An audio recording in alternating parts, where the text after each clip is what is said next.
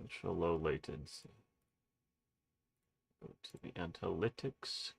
Low.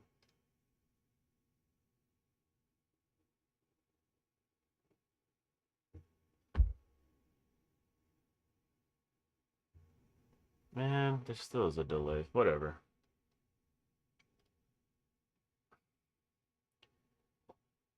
All right. All right, guys. So today, more processing for the next batch. I want to show you guys something real quick. I said I was going to do this during this stream, but I had some time yesterday, and I went ahead and um, designed an overhead LED light for the boom arm here, or the microphone light stand, whatever you want to call it. It was holding my old magnifier with a light. I found I didn't use the magnifier too much, and I really just needed the light. So I had a roll of LEDs with, or that I was using on one of my first 3D printer lights. So this kind of just mounts onto the top of the 3D printer with the classic T-slot screw nuts. And it would light my 3D printer. But since I've got the thing behind me there, I don't really need it. And I like the way that this runs a little better. The on-off function is much smoother than the old one, right? This kind of has a gradual fade off. One thing I have noticed is that at lower brightnesses, the frequency that the lights refresh gives me the banding, that synchro banding, whatever you want to call it. I have synchro sync on, but it's I guess it doesn't work with this, so I run at full power if I am streaming. But it's curved like this because when assembling, or when I found, what I found is when using this light, it was a direct downwards light.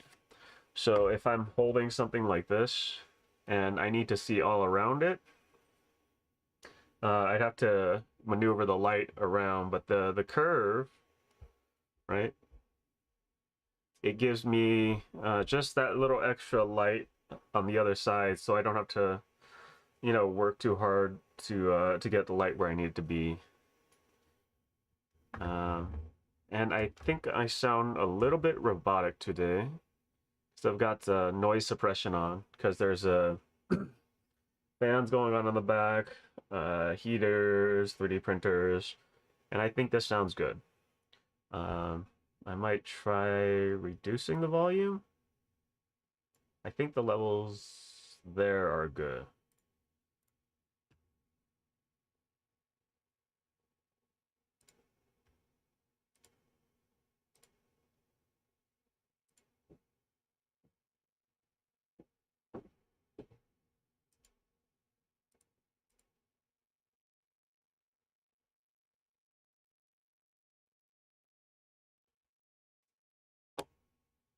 Okay. And then, yes, last Tuesday, I designed this at the start. And if it would focus,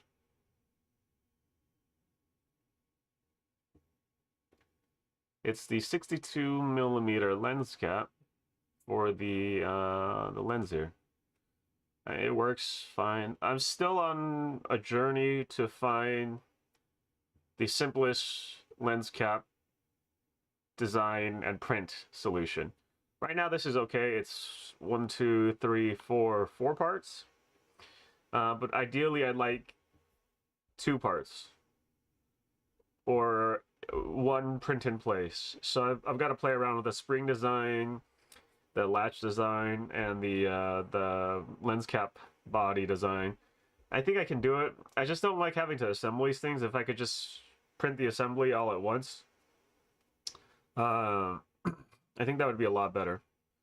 I'm gonna be I did this in Shapered, so it doesn't give me the like the parametric abilities. So I'm gonna run this through Solid Edge, and then I'm just gonna bring out a range of lens caps because overall the design is the same. Inner ring should be about 1 millimeter or 2 smaller. This should be at the filter diameter, and it's all pretty straightforward, just scaling it down and up, and then making sure that the filter thread cut out here matches with the filter thread. So we can test it here, and it is on. I'm trying to pull it off right now. It's not coming off, but that is that. And then something else that came in the mail is this Canon FD 35-105. That is in pretty good condition. I'm pretty happy with it. I have 35-105 f3.5 Sologor, which is the Tokina rehousing and rebranding Model 2. So it's pretty similar to this. It's got the same kind of macro function there. And the front element also rotates, but the inside is, the internal elements are coated in a haze, and I'm pretty sure there's fungus growing on it. So right now I've got a quarantine in a plastic bag with some desiccant in it. And then one of these days when I have time, I'm going to disassemble it and CLA it and see how much I can save. Because I actually do like the build of that Sologor. It's nice and it seems very robust. So the initial testings with this one, it is parfocal, right? You focus at 105, and then you can rack the zoom, and everything from that point that you focused on will still be in focus. You can't do it at 35 because the shallow depth of field at 3.5 means that you might miss focus like slightly, and when you're zooming in and out, it does matter. So focus at the furthest focal length, and then bring it back down to where you are.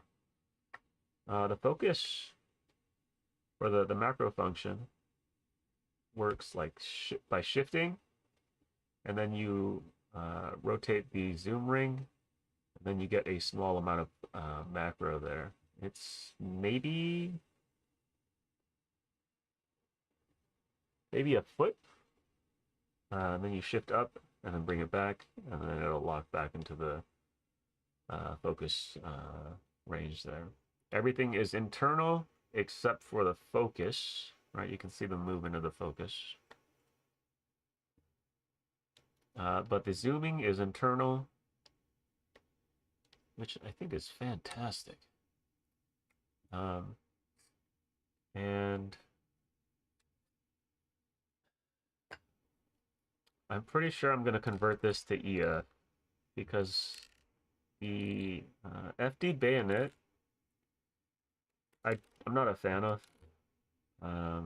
This aperture lever, the locking thing, the fact that I have to press these two pins down to rotate it to actuate the aperture, I do not like that. So at some point, I'm going to take this apart, or this FD mount apart, and then replace it with an FD. I've got to make sure I can still actuate the aperture, but that is the plan there.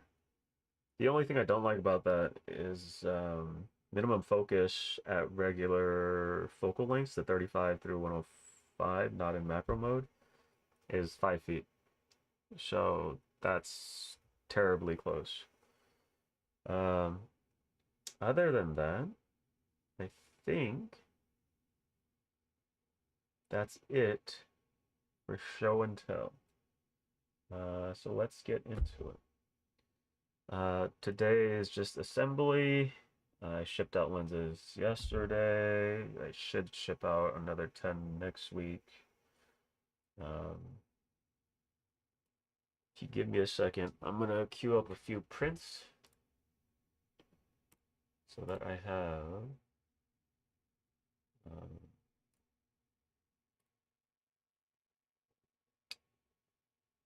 have enough to process. I'm gonna start that one again. Need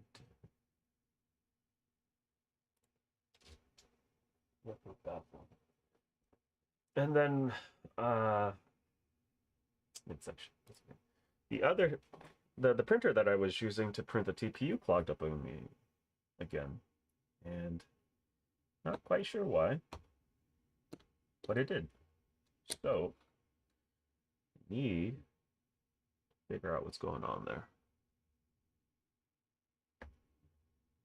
Oh, and last thing, it has minor pivot. The only thing that's restricting right now is the cabling. So you can see there the wire runs through all the way over here. Let me turn that off real quick. So you can see my kind of hack job insulation with glue or hot glue. It was too dim with the single channel here, so I'll probably redesign it with just one big channel here to fit 3 lengths of this. And I might actually make a bigger one. On Shapered it looked big, but here in the real world it's kind of small. So maybe a bigger arc.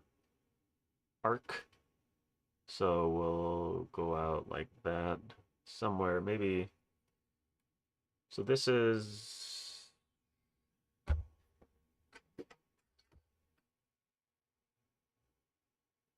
about 10 inches, maybe 15. So we're gonna go out from here to here versus here to here.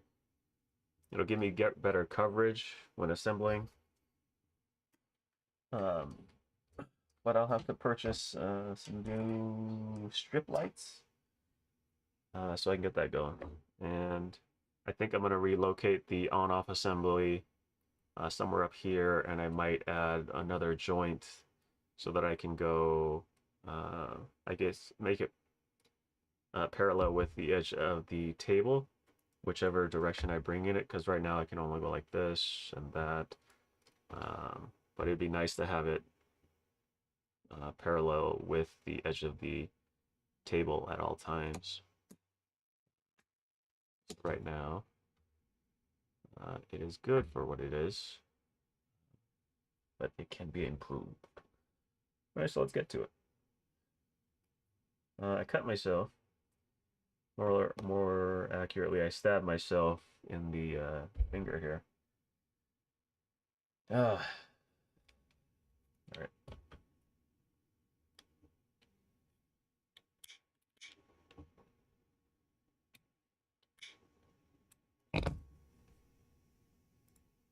Auto pull up on.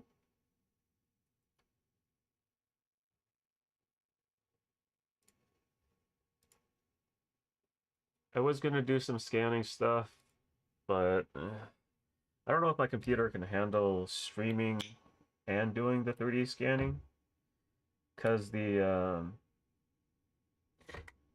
software is very hardware intensive. I was running, I think, 16 gigs of RAM. But that was like the upper limit of the recommended specs. So while it says uh, my Lenovo Legion is only capable of handling 32 gigs, in actuality, it can handle up to 64. So I just ordered some 64 gig RAM, popped it in. But still, I'd rather not bog my computer down while scanning, because then everything else kind of suffers.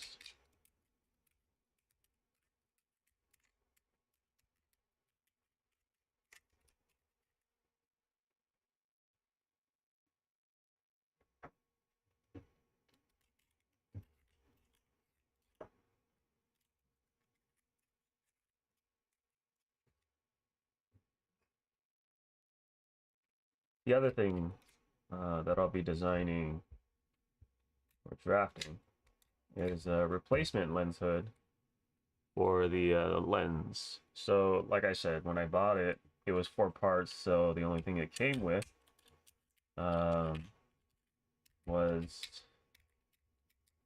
the lens itself. So I had to print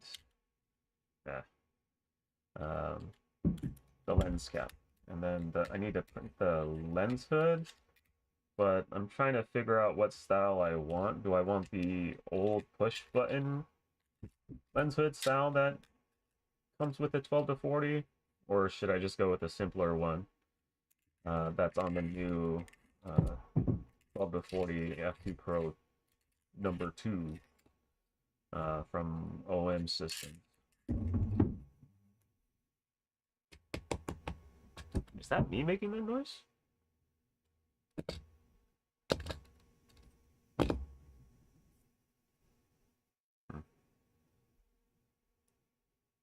Seems to be picking up more than I want.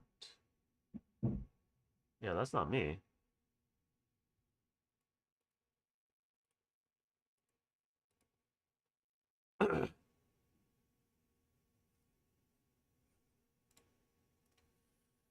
The other thing I need to do is, again, I keep saying this, I need to make a macro hotkey, or a macro hotkey keyboard.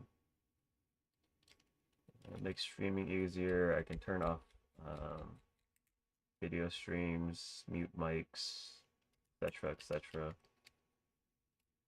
And I might do a stream talking about the 3D printer farm. So I might get a lab mic, but that's kind of a back burner.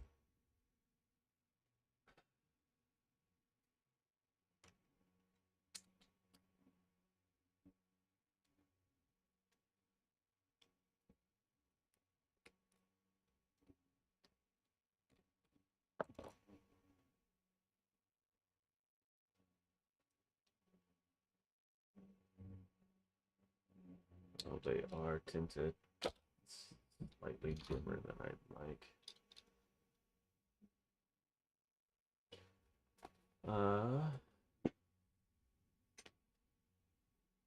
Then, I guess one last show and tell thing.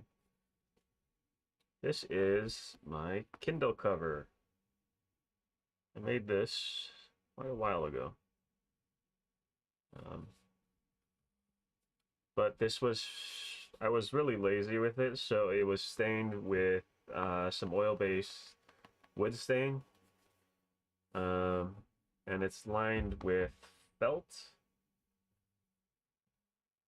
I should have sewn the edges so it doesn't delam like that, but overall, it's held up well.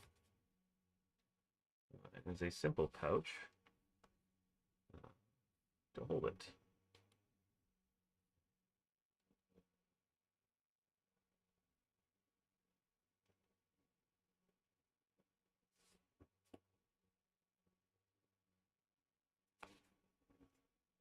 All right.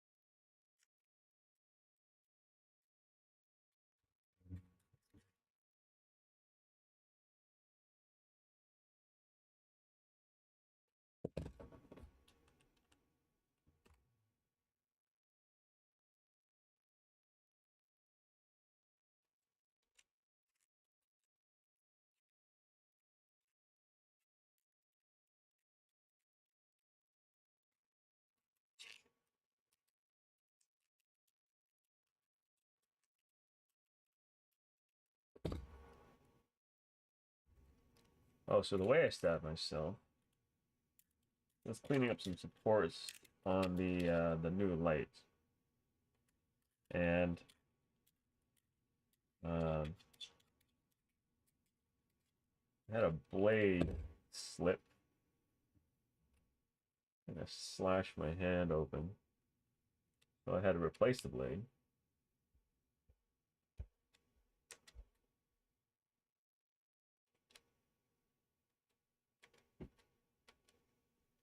Almost there. It's got a good grip, so that will help with the focus feel, focus throw feel, but still a little too tight.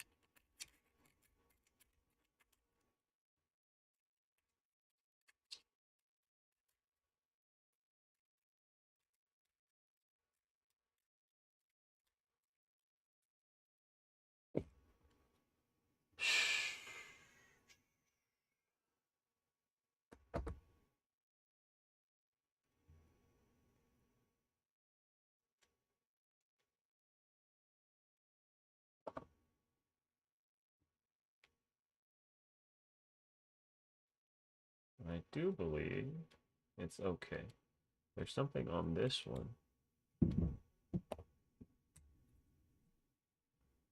The very bottom that I'm not looking, not seeing.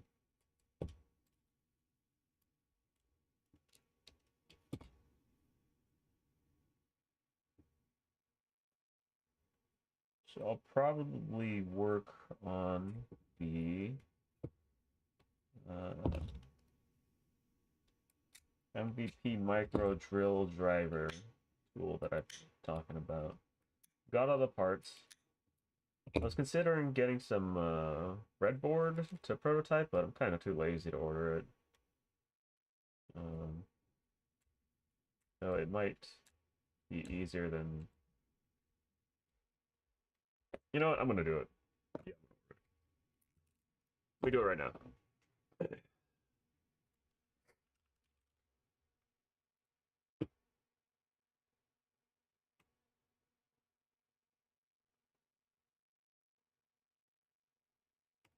Yeah, it'll be here Saturday. That's good. Okay.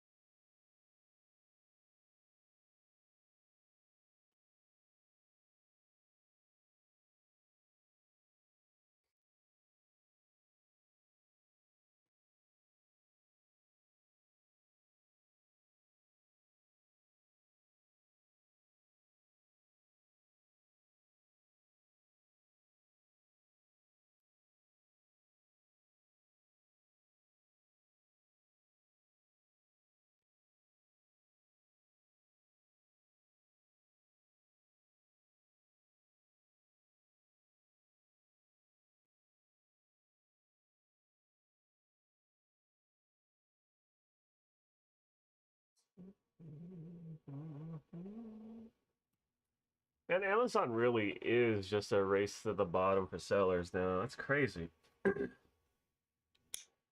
So many sellers selling the same thing, each undercutting themselves. Crazy.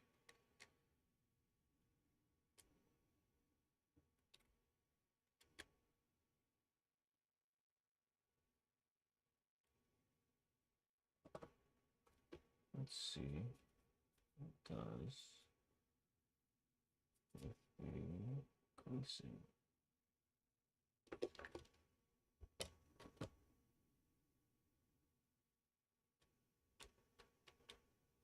That's better. I think once we add the focusing mechanism, that'll give just enough resistance so it doesn't feel too loose.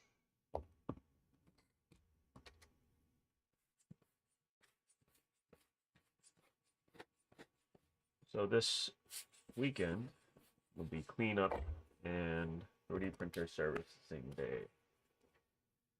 Usually I think it'll take me like an hour or two, but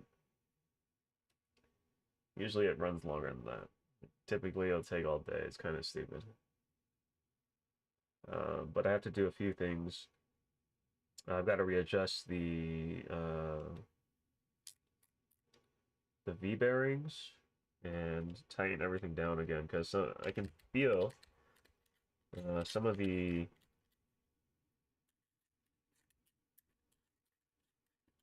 beds are a little wobblier than they should be. So it's going to affect overall print quality. I'm going to do nozzle changes this weekend. And I'm going to figure out why printer 3, or Rogue 3 as they call it, is jamming on me so much.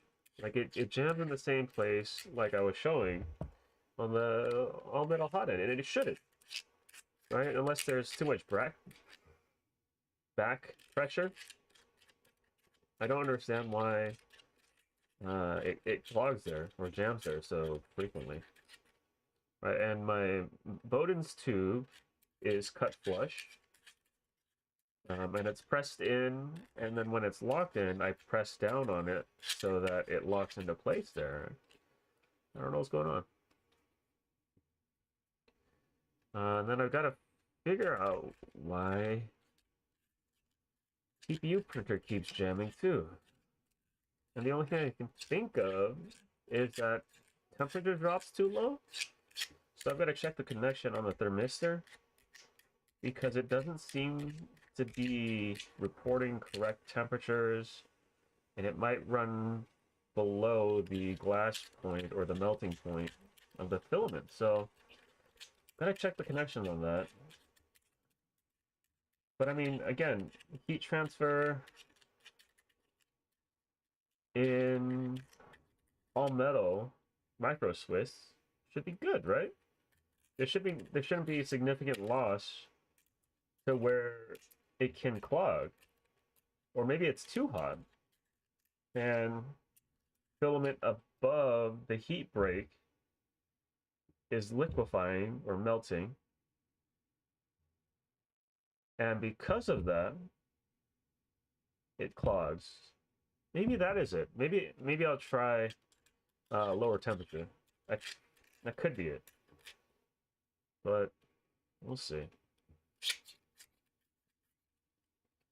And then I might actually have to order some replacement beds because this PETG stuff is taking chunks out of beds.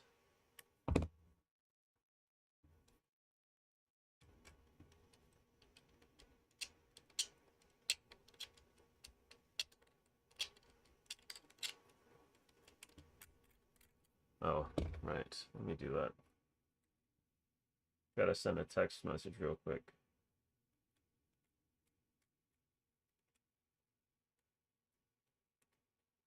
I'm okay with that. I think it'll loosen up.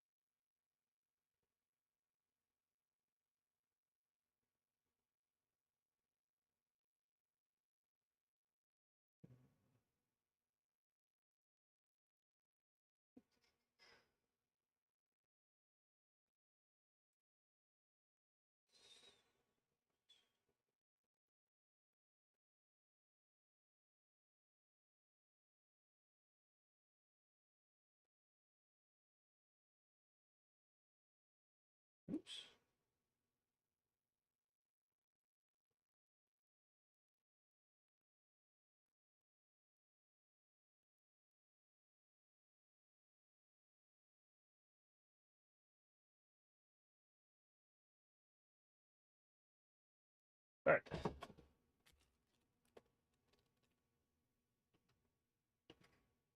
I also put in an order for like eyeglass magnifiers. Sometimes I need to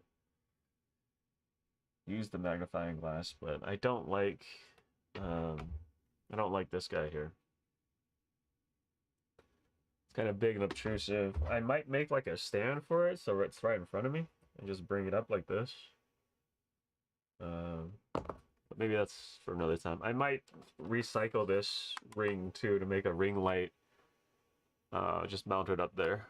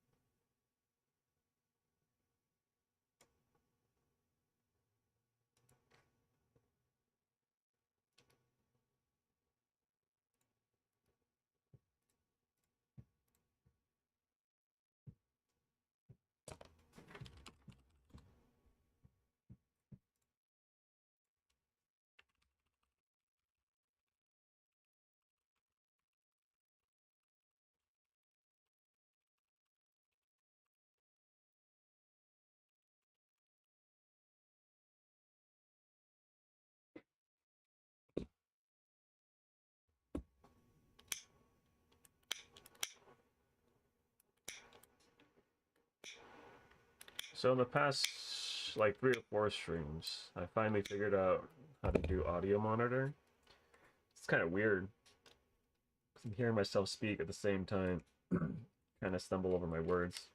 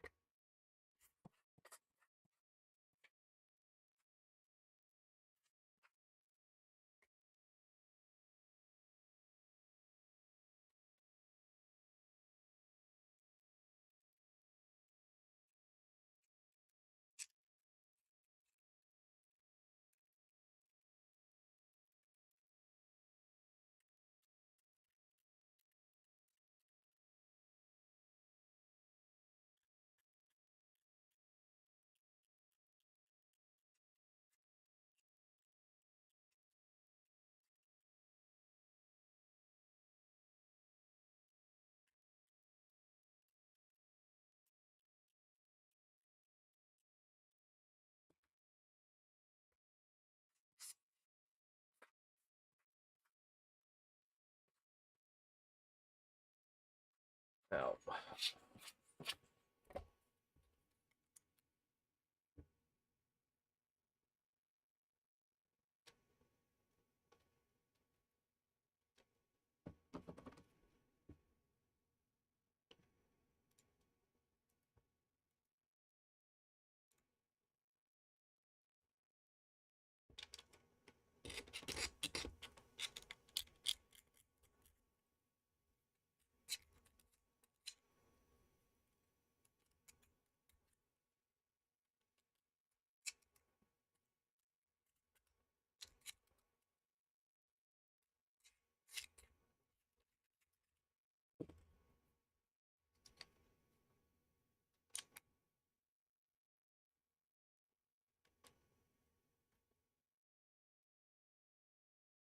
That's good.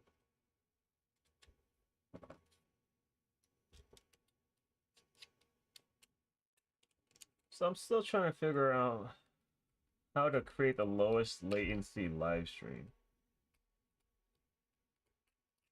Like, still there's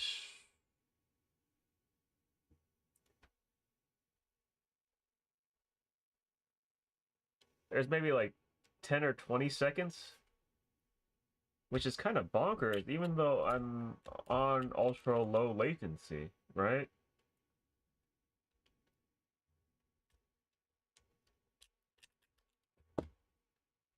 It's kind of jarring too. Um, Watching my actions slowly follow.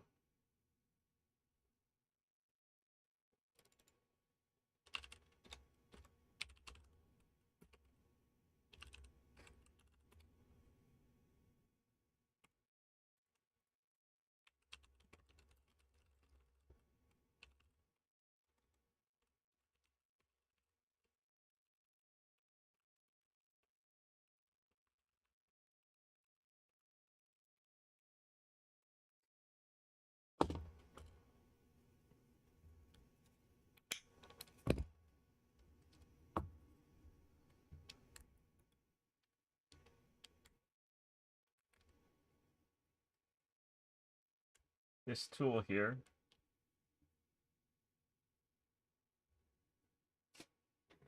this tool here is a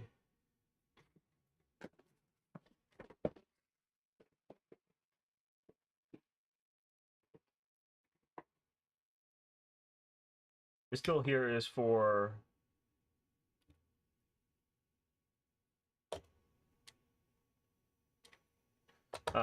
shoot, modeling, clay modeling, sculpting.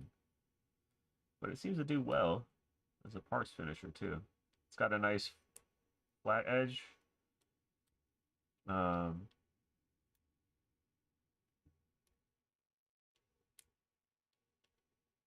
and then also it's got a pointy thing up here.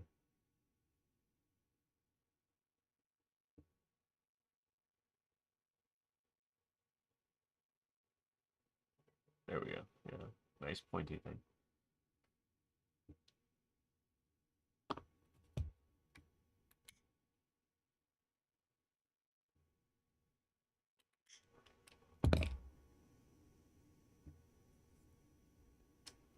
Seem to have lost my regular all to somewhere in here to find it.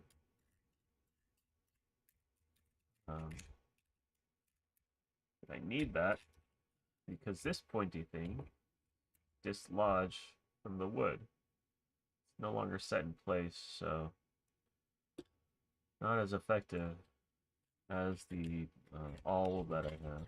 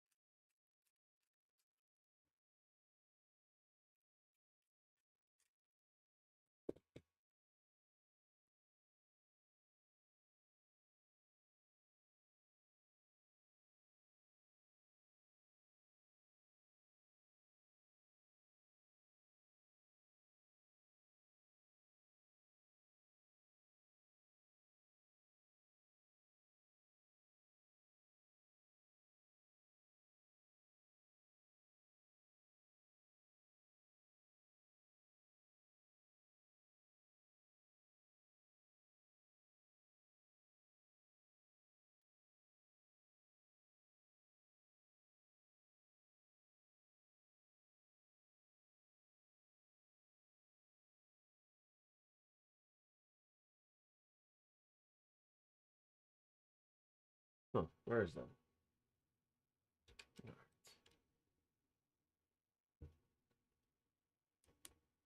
Thought I brought it up with me.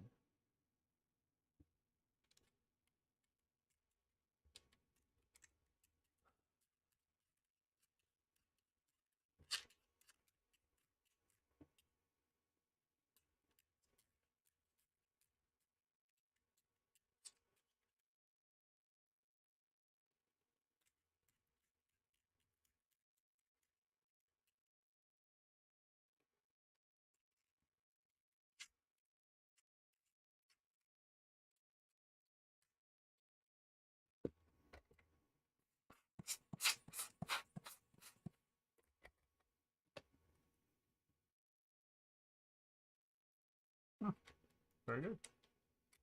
Very good.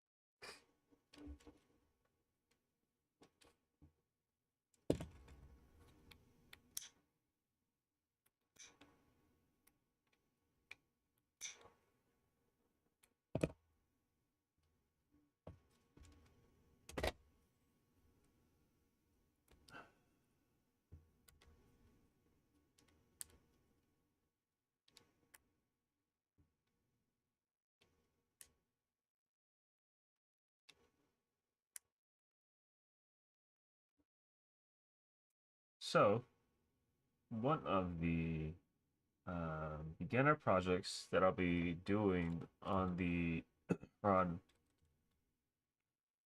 on Solid Edge is I'm gonna make a follow focus, and to me, that project is simple enough to get me comfortable with gearing and helical gears, helical gear, helical gears, and worm drives, because all of these smaller follow focuses that I've seen tend to use worm drive to transfer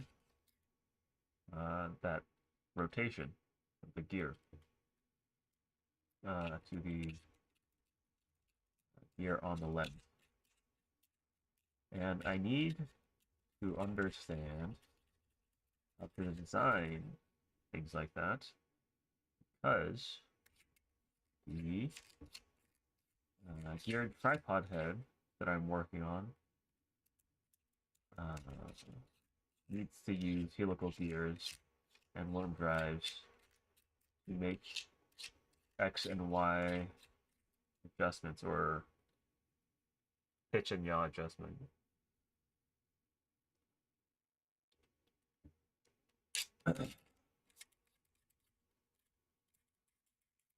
Well, I've seen like things like the that Arcus square. I'm not a fan of how big it is. What I'm working on is a compact geared tripod head, and I've actually got a relatively compact geared tripod head. Um, but I think we can go smaller and slimmer. Um, Hopefully, I'll have something by June. if not sooner. But I need to find uh, places in the Georgia area that will help me manufacture it. This isn't going to be 3D printed because I don't think that um, it'll hold the poundage that I need it to. It might, and I might offer the STL for those who are so inclined to print it. But I think some milled aluminum, CNC aluminum, is probably the way to go.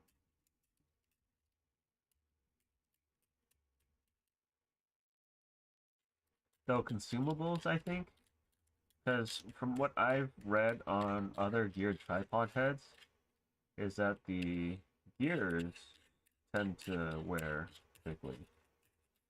And if I can somehow offer replacement gears as STLs, I think that could be something too. Just so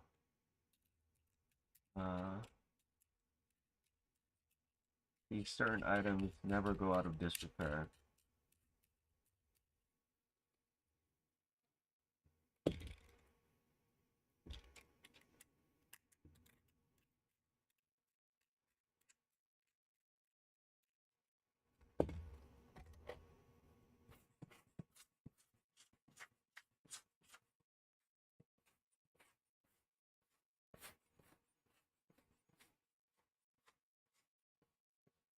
Oh yeah, that too.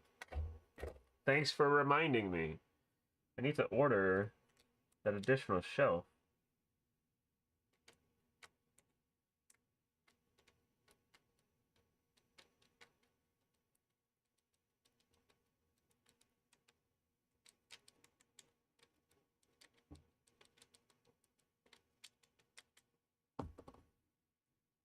It's good.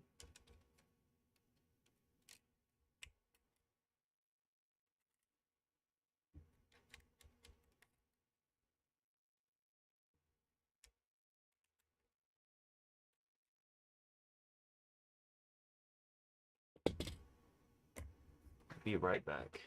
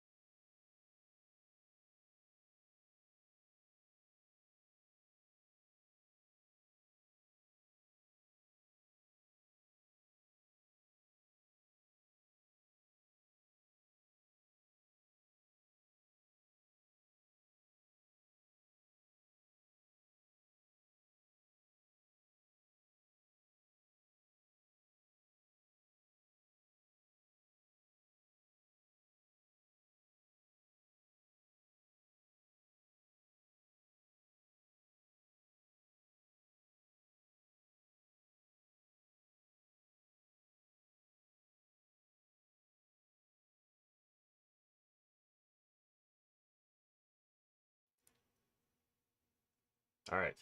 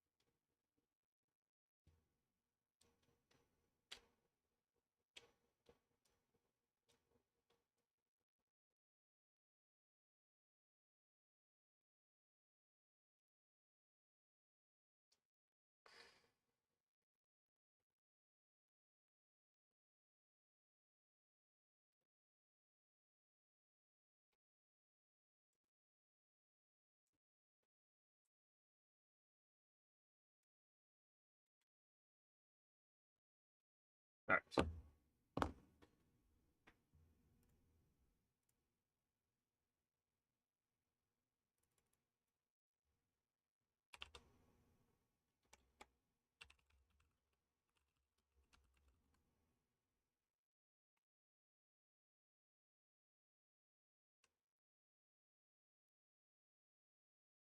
Happy birthday, Connor. How's it go? Or I'm sorry, Happy New Year. How's it going?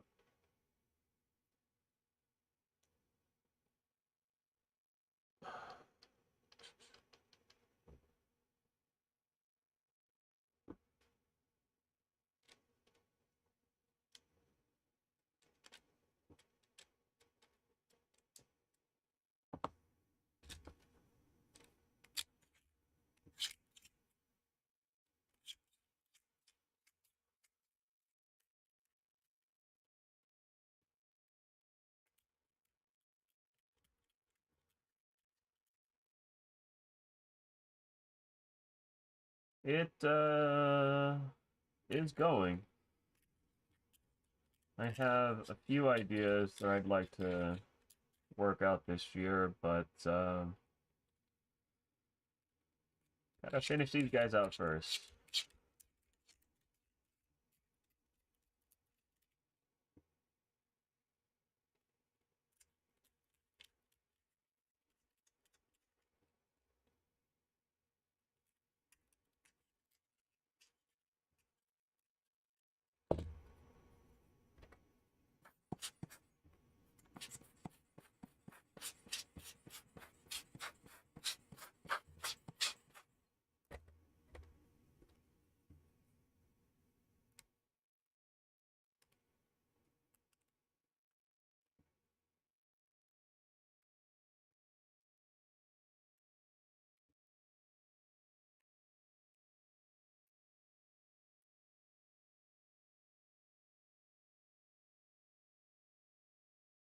Have you tried it yet?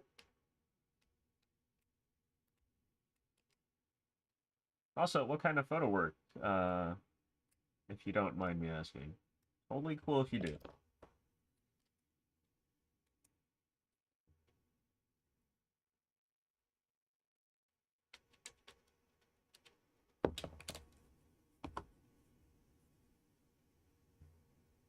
So this is the updated version of this.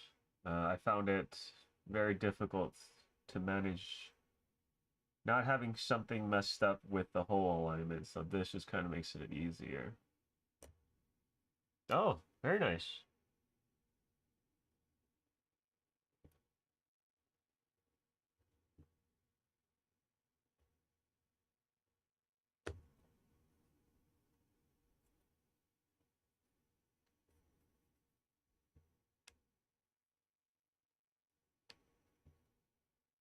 You see, this is what I'm talking about. This is a chunk of glass.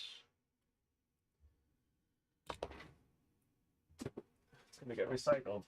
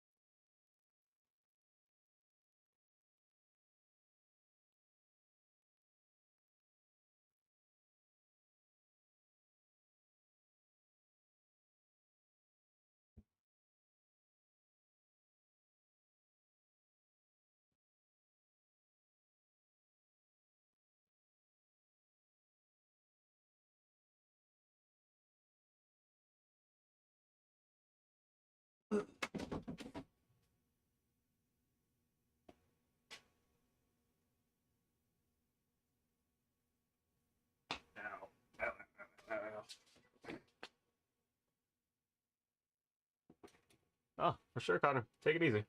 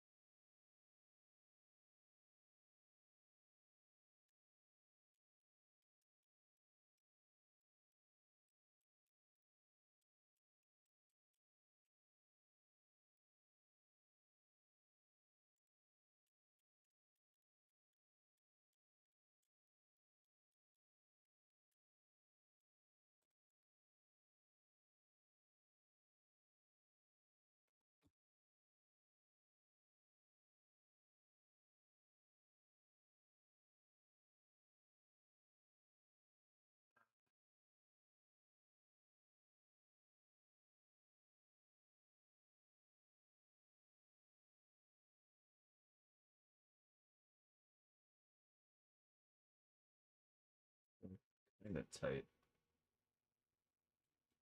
All right.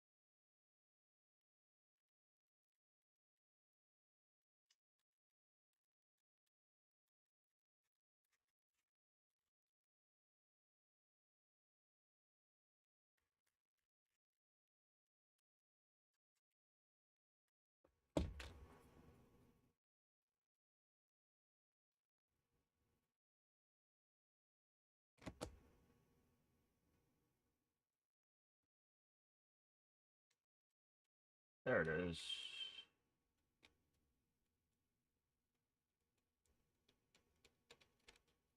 Ah. All right. Ah.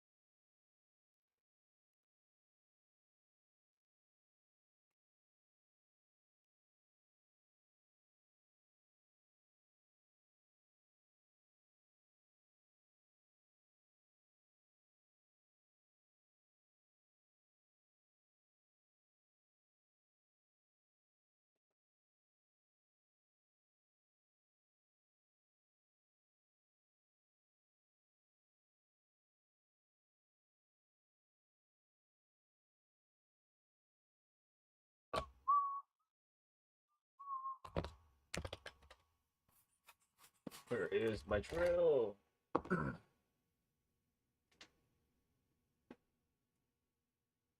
Huh. Doesn't. Oh, there it is.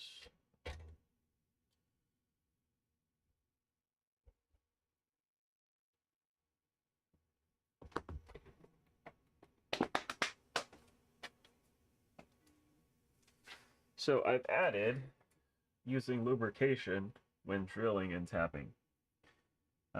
This is just water.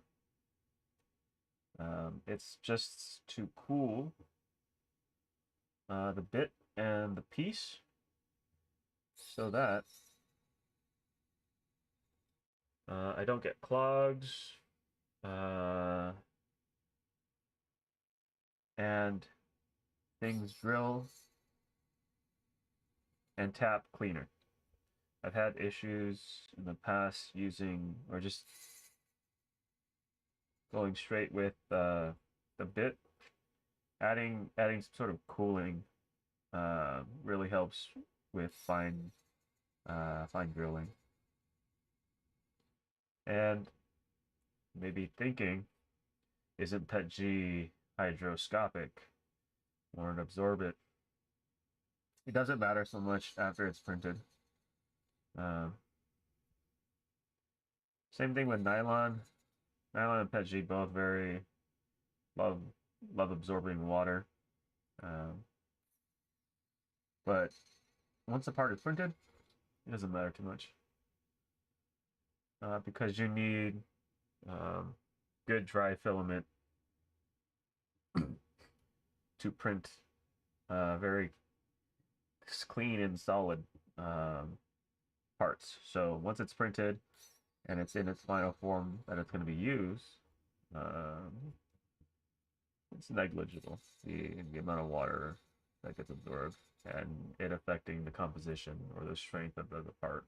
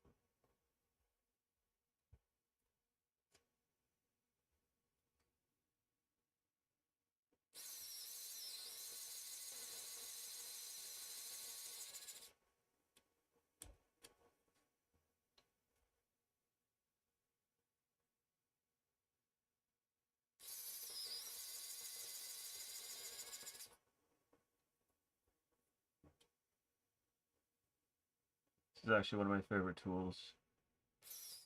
Like this mini drill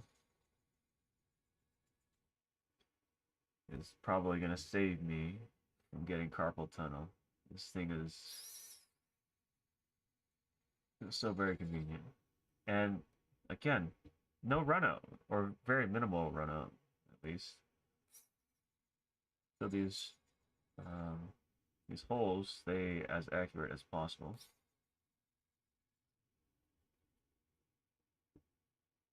But not that it really matters for these here. Only thing it really matters is for these guys here. Because I'm going to be tapping these holes. There's like a margin of error of like 0.0 or 0.1. This is a 0.12 millimeter drill, and the tap that I'm using requires somewhere around 1.3, 1.2, somewhere around there. So there's a lot of room for error there, so that I still get good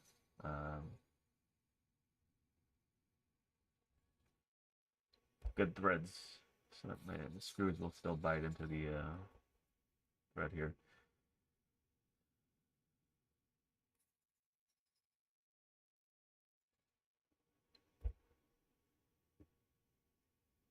And I'm always ejecting the filament that builds up between the flutes of the drill bit, because if I don't, or if you don't, you'll get very terrible performance out of the drill, and the hole probably be messed up.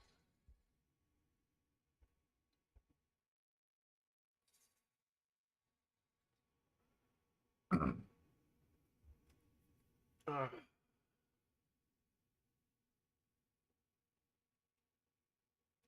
really hope nobody's watching. I'm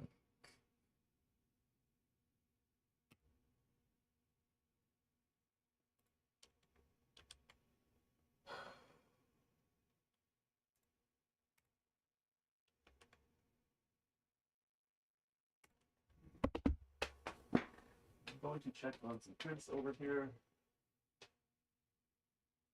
Everything looks good for the most part. Oh, I should do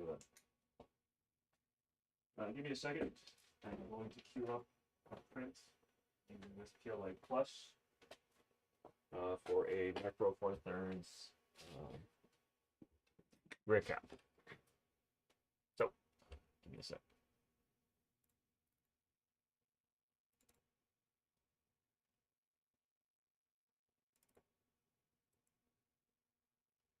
Micro Four Thirds. Where did I put it?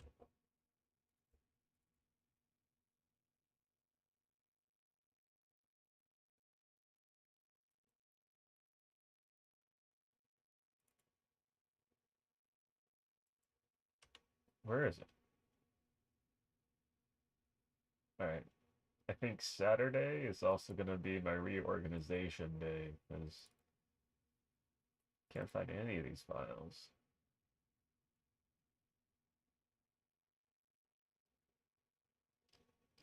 This is stupid. It is absolutely stupid.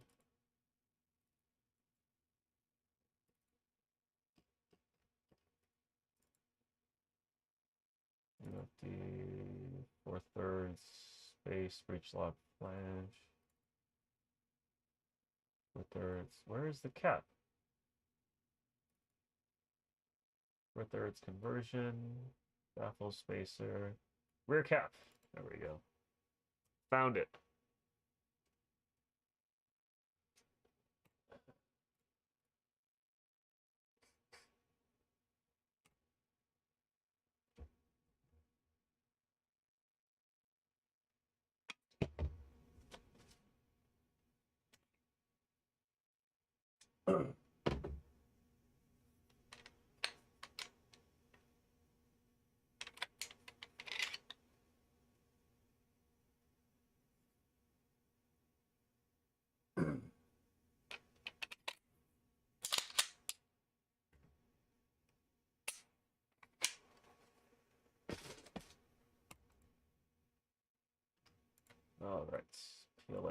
plus, and that was running hotter than it actually should have been. That should give me the correct temp along with that. That was running way hotter. That's crazy. That's not right. I lied, I didn't find it. It's the FD rear cap, not Micro Four Thirds rear cap. And give me all the Micro Four Thirds.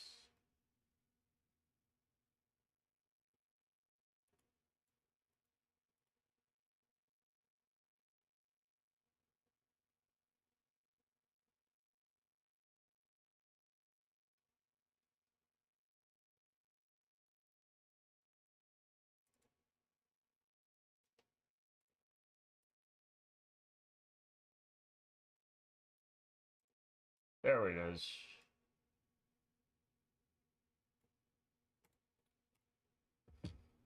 Let's slice and then print that. Got an hour, so it should be done. When this stream ends.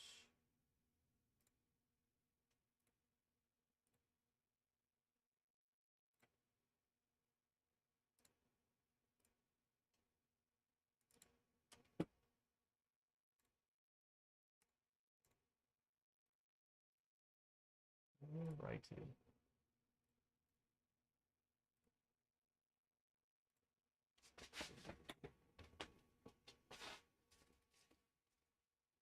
Oh, did I show you guys these?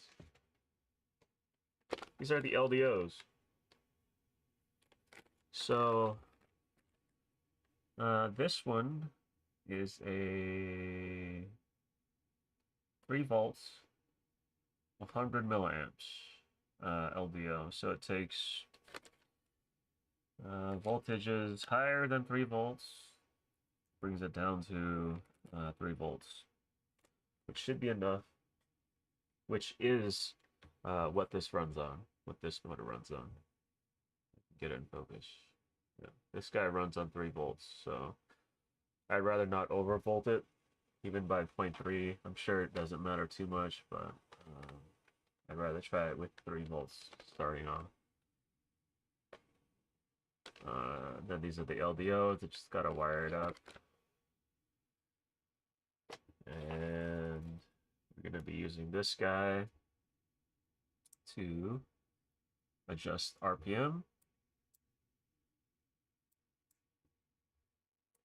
with this rocker switch acting as a forward and reverse by wiring this to ground and the 3 volts and crossing the wires. That should give me the ability to reverse and forward, which is what I don't like about this. But this is actually a fantastic little pen drill. Nog Army? That's a good little drill.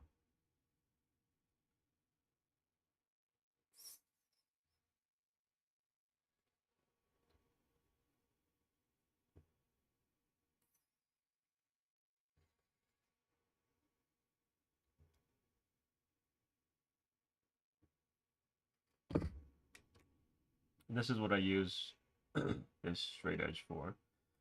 If I can't really tell where the hole is, it helps me find center, where that center hole in the hole.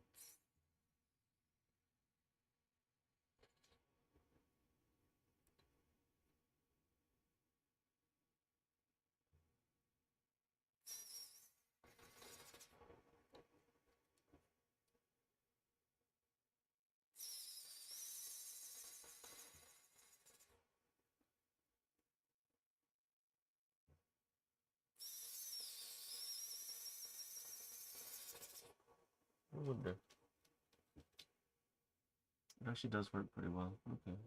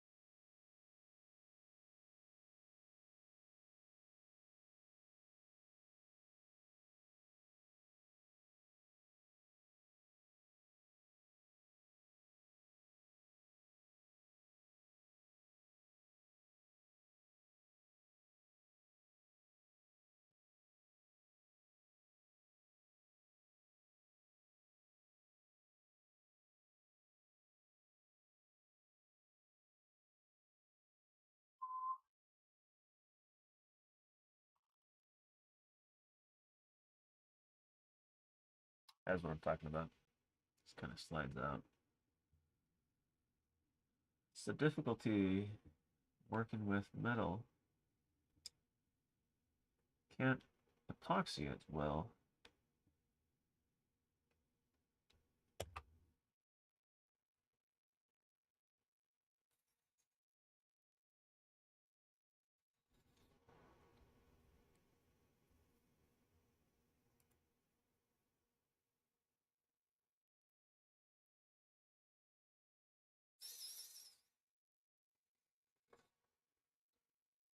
So the other thing that I need to make this quicker is a set of like a brass brush, because well, I have one set over here in the vise. It's not close enough, and that motion um, way too far for me. So I picked up. Ooh, I bit a little further than I wanted to. So I picked up a few wooden brass brushes, and we're going to cut them up and arrange them so that I can easily just go pop, clean, lube, clean, lube, clean, lube, clean, lube.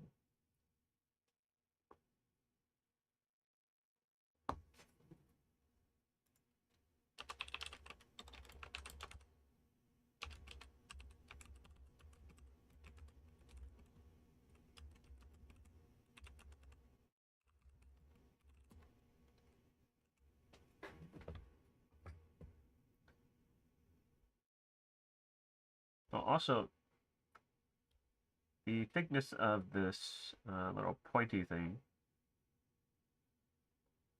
means that it's not very strong. So I can't really pick at things that are stuck, which is why I need to find that awl.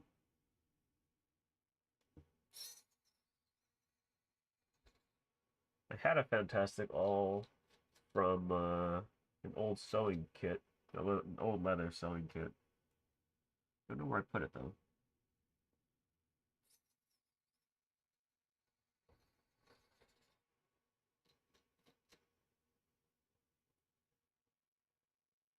Speaking of that old leather sewing kit,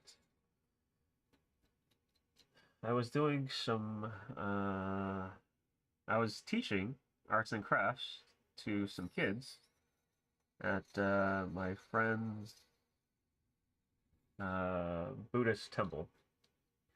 So I'd come in like every weekend, and I had a module doing leather work,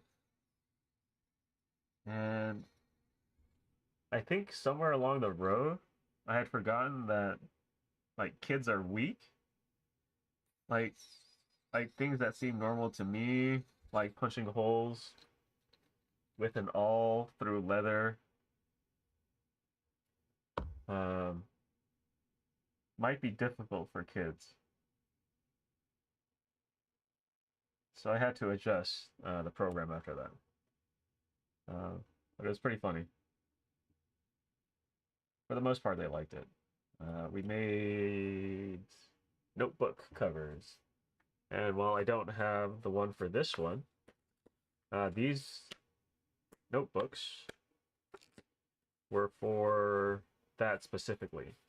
The only other thing I would have liked to do is round off the corners, and these were super easy to make. So all it is a little bit of, I would say thicker than construction paper, thinner than cardstock, for the cover, and then this is Miha ivory paper stock. So it's archival paper. Um, so it's very good paper. It's a cream paper. It feels very good. Texture, the way it picks up inks, very good. But 80 pages of this Miha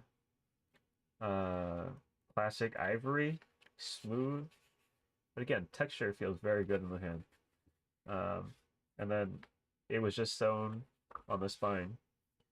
Uh, this was done on a Juki uh, industrial sewing machine. I don't know how well 80 pieces or 40 pieces of paper would work through a normal sewing machine. Um, but these are super easy to make. The only other thing, again, is the rounded corners, and I think there's something else I wanted to do. But that's pretty much it.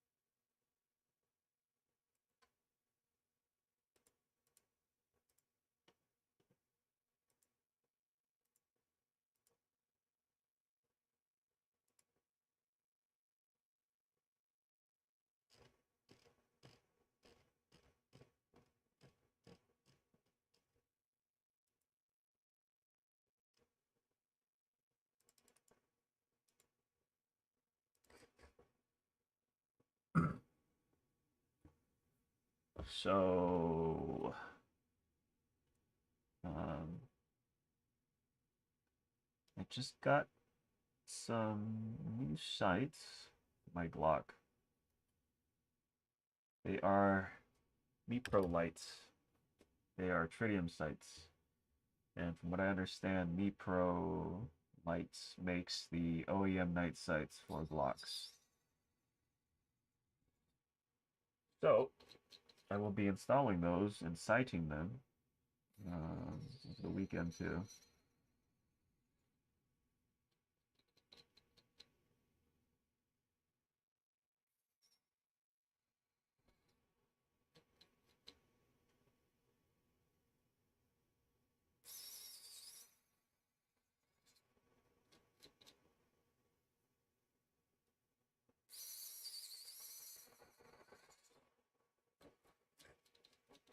Maybe I'll try mineral oil as a cooling agent.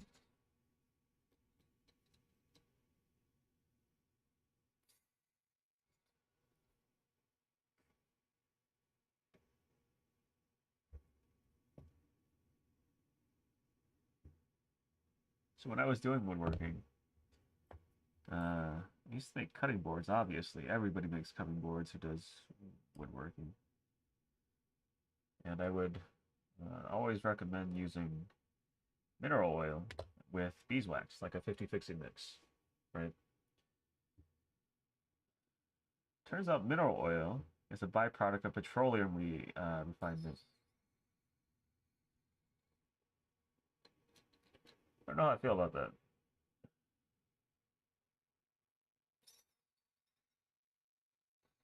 but I don't know any other oil that doesn't turn rancid, right? Vegetable oil or any vegetable or plant-based oil becomes rancid at some point. Um, Petroleum or the mineral oil stays inert, maintains its composition for a very long time, and it seems to not have any harmful effects. Um, so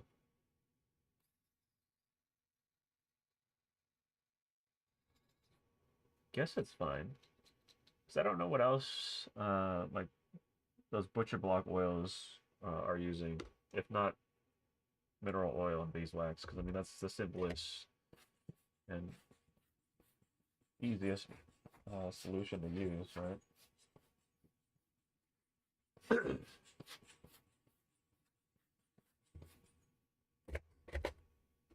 That goes over there. Goes here. And where is my tap?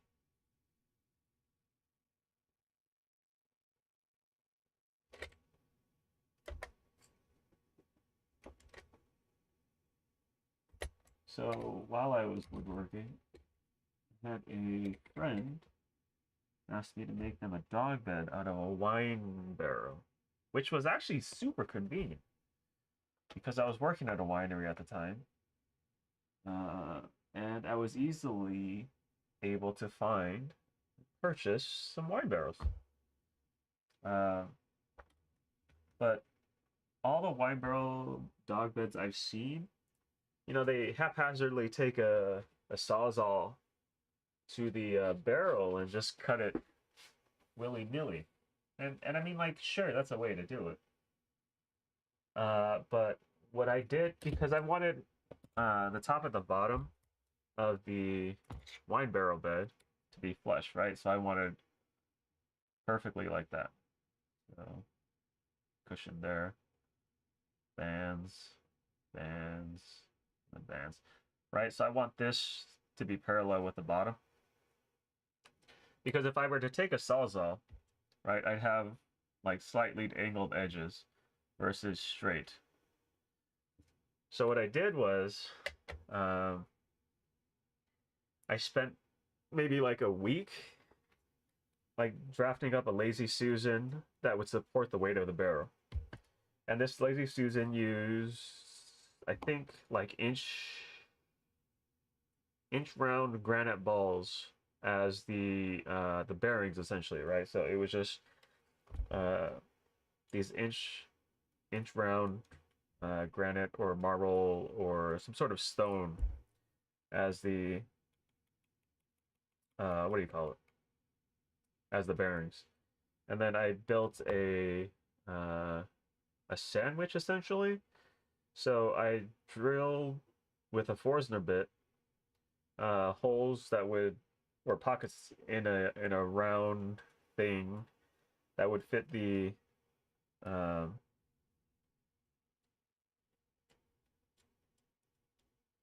the stone balls that were my bearings.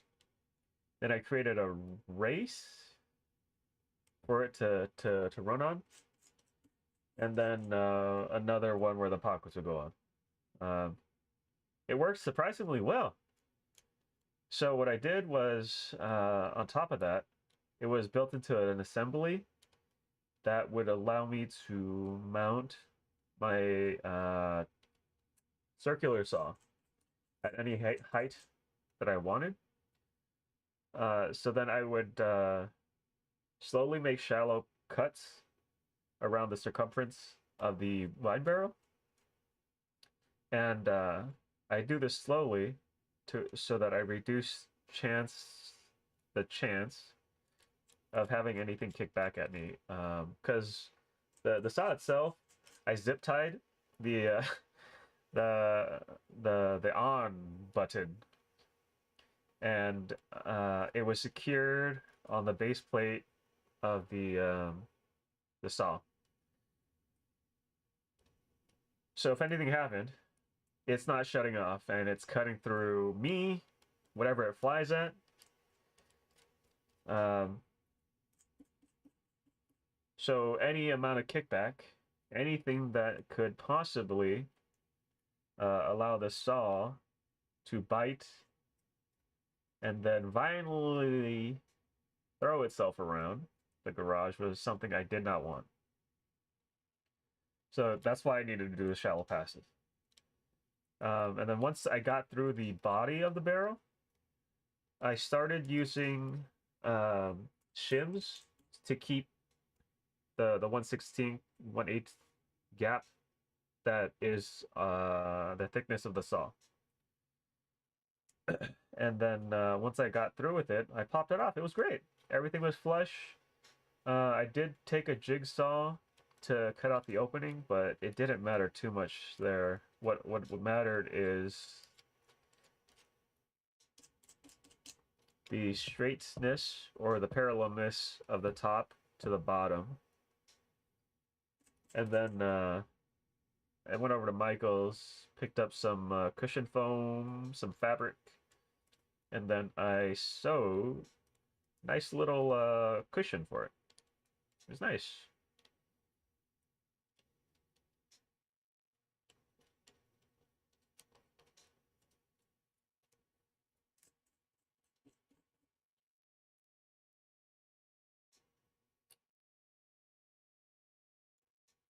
One of my favorite things I did was I made a solid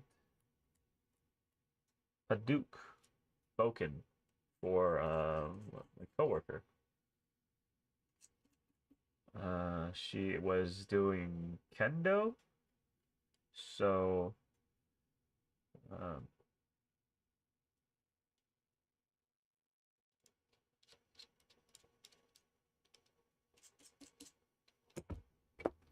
I made it.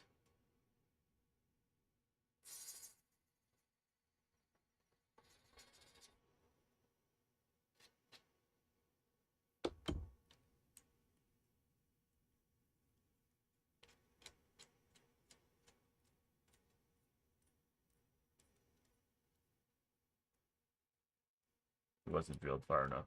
Okay, wipe it. And the brushes that I'm buying are primarily for this step.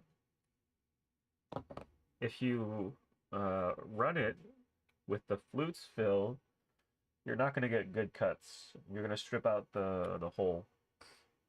Um, and my idea is that I'm just going to have a bunch of brass bristles in here so I can just um, run it in back and forth, and then it'll clean off the flutes and the threads so I can get cleaner holes. And it's also important for the lubrication here because this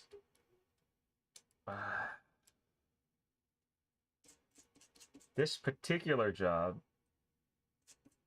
is actually, it generates quite a bit of heat because you're cutting forcefully these threads in plastic, and you're like, no way. But it's the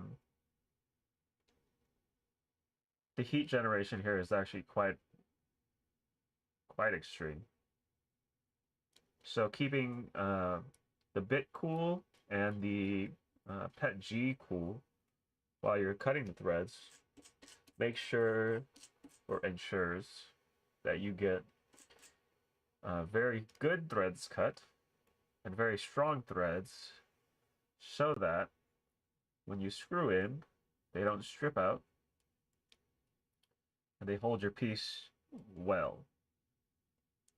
The alternative to this is setting in like brass screw inserts, but sometimes I don't have enough space for that, so I use this method.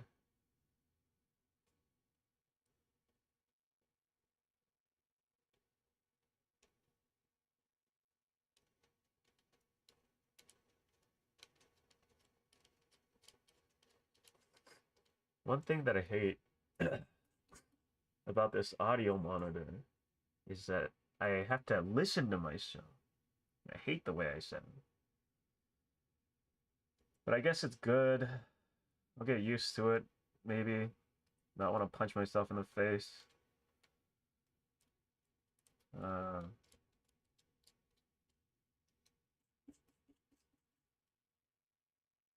I think I need to run that one more time.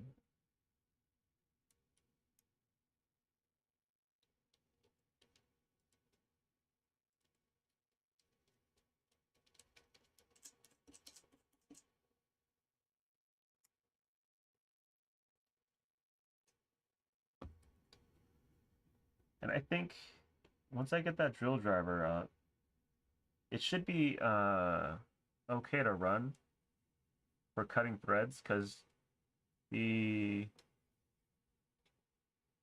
amount of RPM should be low enough so that I can effectively tap screws or screw holes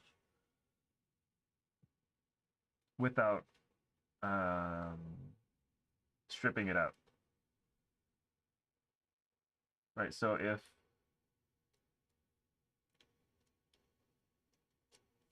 I run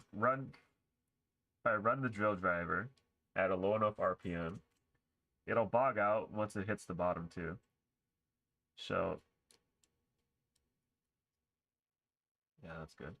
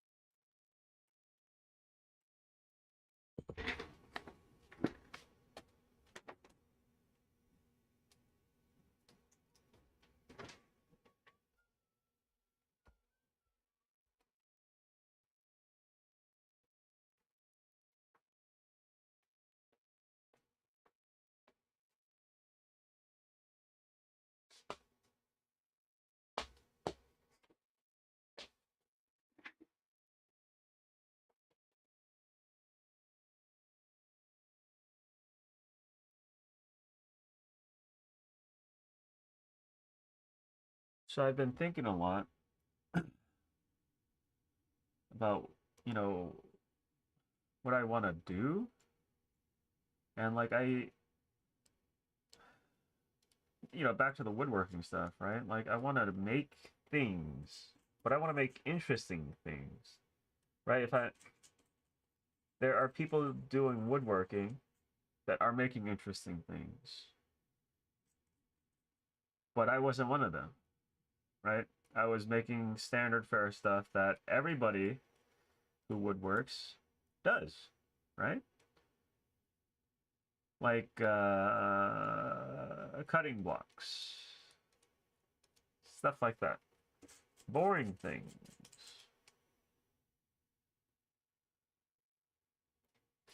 I did screen printing shirts for a while. And again, anybody can do it, right? I wasn't doing anything interesting. I wasn't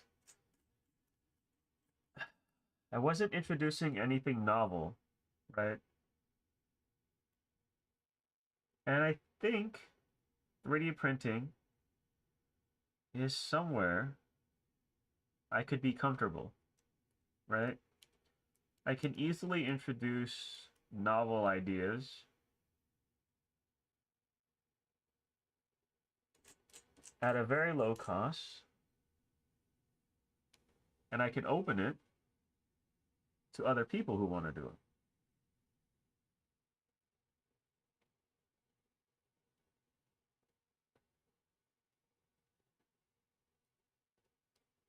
I had a contract with a restaurant supplier to make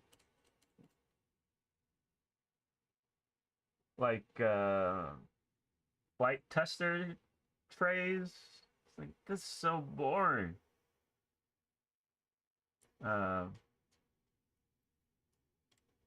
Because I mean, it's easy, right? So I use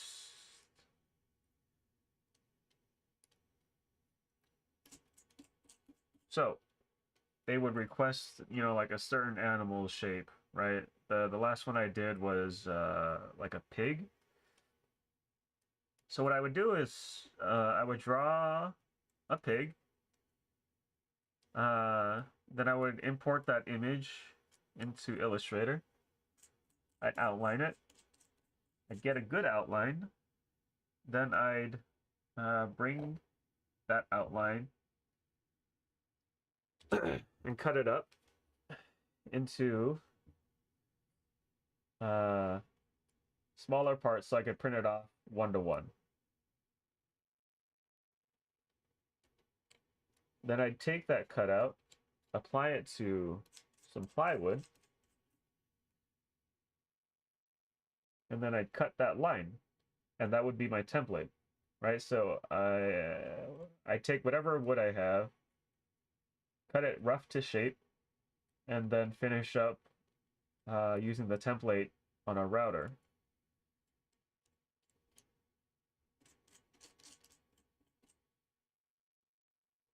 But that was so boring to me, you know?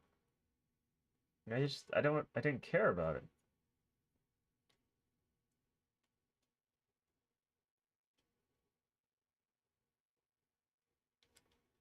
What I did care about was making longboards. And if I couldn't do that, why was I woodworking?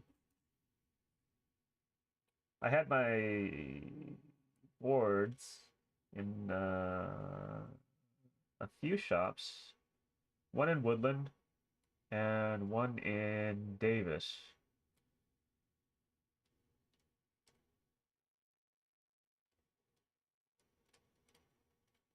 And if I wasn't so neurotic and in my own head about things that I make, if I had followed that down, I think I could have done something. Right? But in my head, I convinced myself that nothing was there.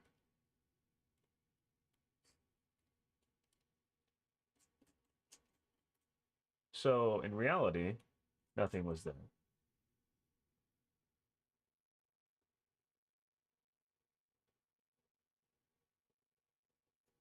And I might actually start making longboards again, but 3D printed.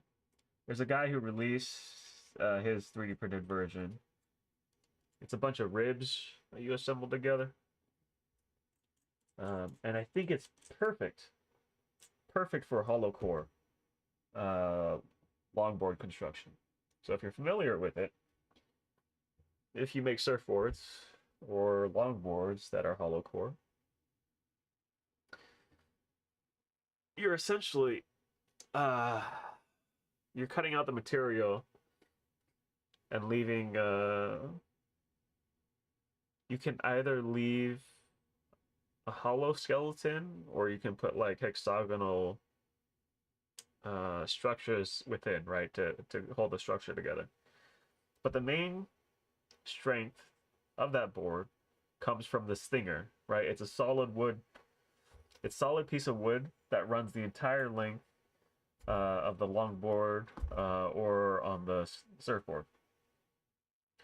So what you're doing is you're saving weight because you're not using the material throughout the board, right? So you fill it with self-expanding foam, and there are different weights to these self-expanding foam. And then what you do is you throw the self-expanding foam in, and then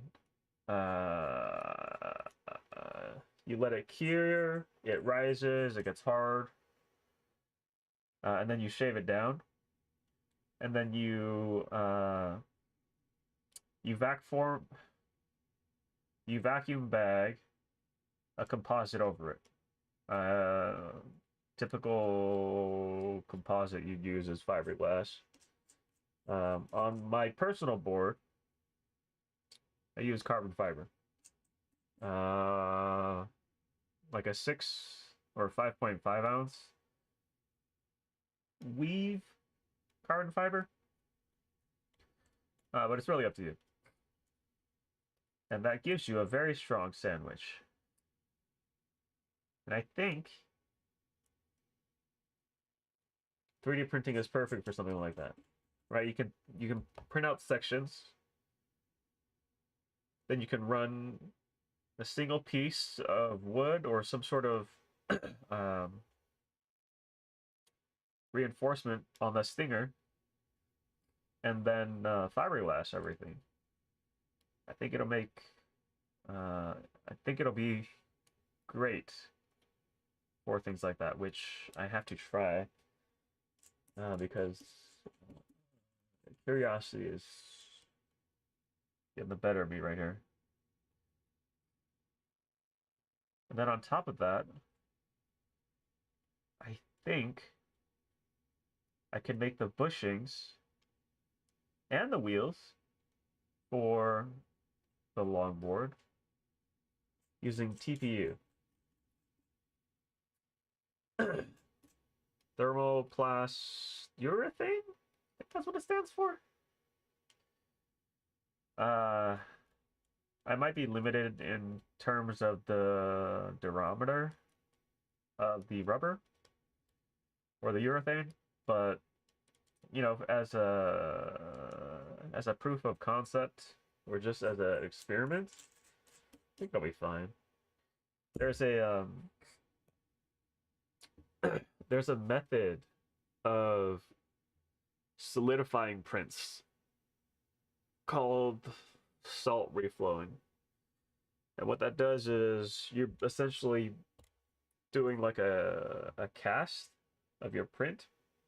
But what you do is you take the print it at 100% infill, and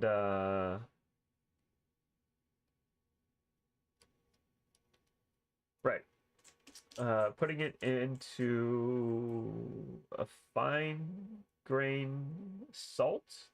You're packing it in there, and then you're baking it at the glass transition temperature.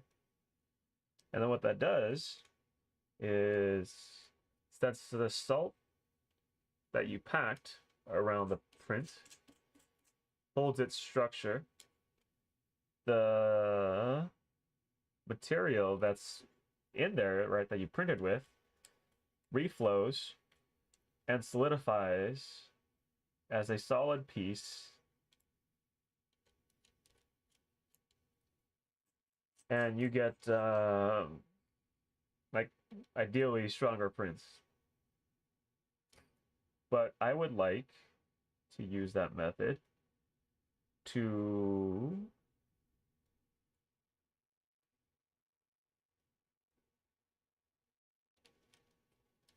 reflow TPU. So it's not layers, but it's rather a solid piece of TPU for the bushings as well as the wheels. So what I might do is I'll have to find, I'll probably use ABS, but I want to make a core that the TPU sits on for the wheel, right? So you have the ABS core that holds the two 608s, and then the TPU would surround the ABS. And I believe TPU has a lower glass transition point than ABS. So I could put those two pieces into that packed salt when baking so that the TPU flows and solidifies around uh, the ABS.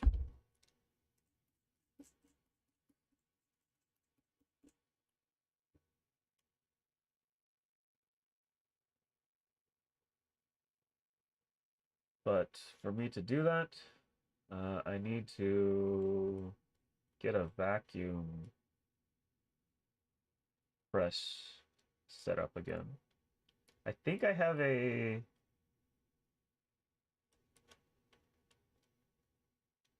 uh, I think I have a strong enough vacuum pump to run something small, and it's relatively quiet, so I can leave it on overnight, and it won't cause too much noise. I don't know. I don't think it'll burn out. It's an oil compressor, so it should pull enough so that I can do some vacuum pressing with composites. I had a friend who didn't think I could carbon fiber things because you needed a heated chamber. For the most part, I don't think you do, right? It's only things like if you were to make a carbon fiber body, like the Lotus Elise, I think, has a carbon fiber body. So things with critical importance, probably. Uh, but I mean, epoxy is an exothermic reaction, so I don't think at what I'm doing at the scale I was doing things that I need a heated chamber to do that.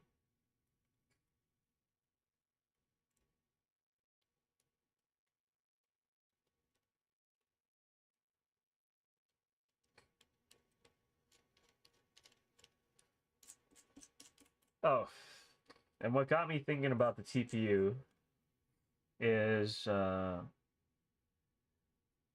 I was in Indonesia, I picked up a pair of Wakais. Essentially, they're just toms. Uh, while I was there, I like them. I also like toms, and what I'd like to do is create a way of making some sort of Esperita. I think that's what it is. Let me search it. S uh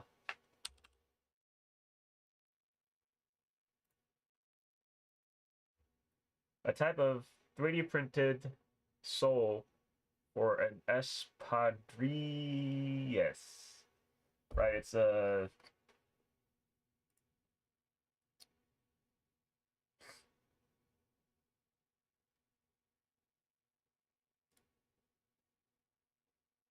that's what toms are, I think.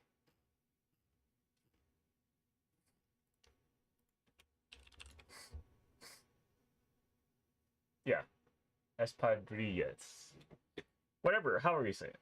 Right? But I want a 3D printed version of this. So you print the sole,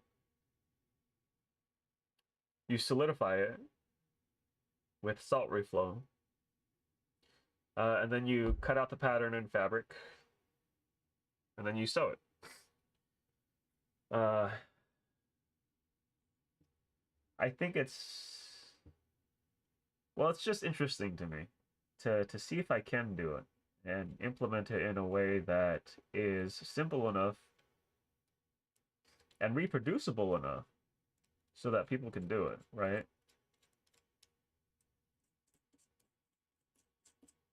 If there's one thing I do need to work on, it's documentation. But I think, having fully 3D printed shoes is cool and all, but nothing beats the breathability, the nice cotton canvas shoe, you know? Uh, I know we have synthetic fibers, but they don't breathe as well as cotton. I hate wearing athletic wear because for some reason it gets harder to breathe the harder you work. So I was training for a marathon in Jacksonville, right? And it was easier to run in cotton shirts versus, you know, those performance athletic wear shirts. The cotton's just so much more breathable. Uh,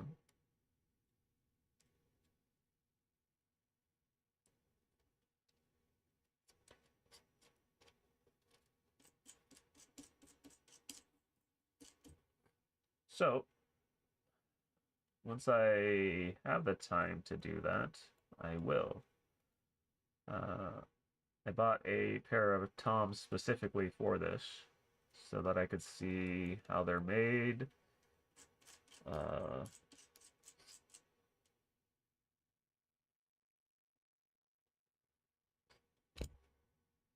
and it'll give me the ability to test how salt reflowing works on TPU.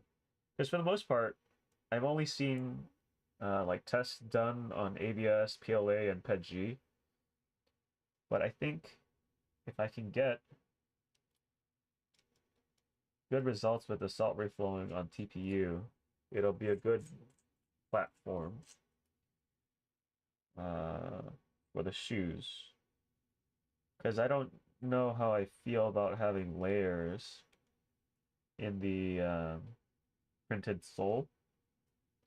Because if one layer delams, then the entire sole is gone. But if we reflow it into one solid chunk of TPU, that sole becomes harder to damage.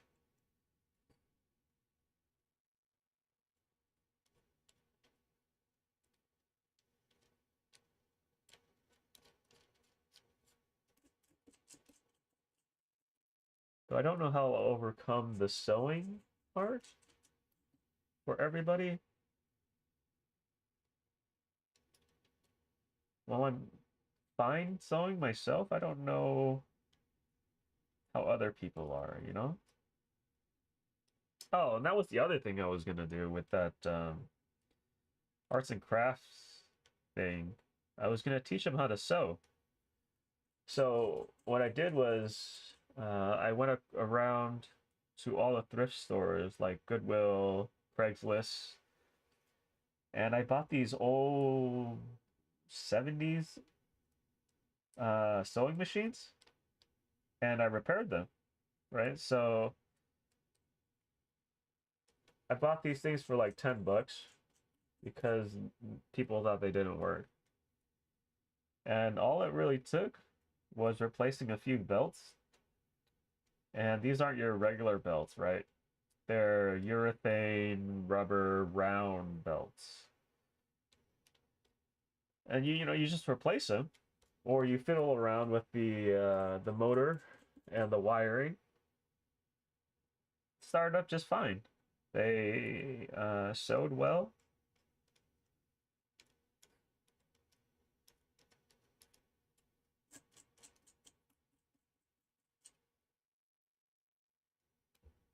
But I never did teach them because I don't think we could run power to them. I bought like 10 of them and I fixed all of them.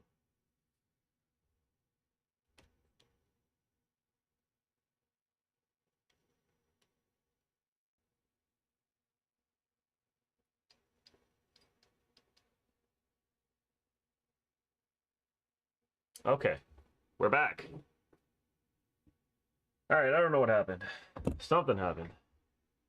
There was like an error message. My computer just locked up.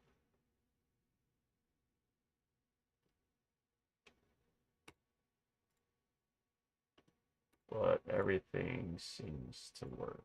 I had to reboot.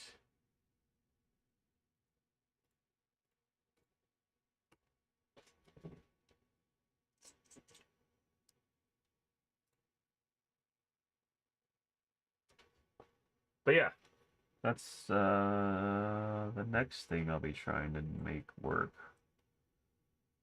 Along with the drill driver, geared tripod head.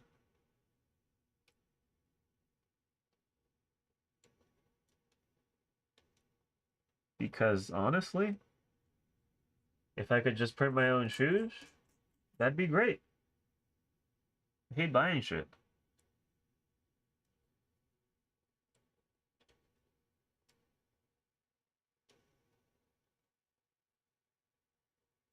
I want the process to be simple enough so that anybody who wanted to could do it.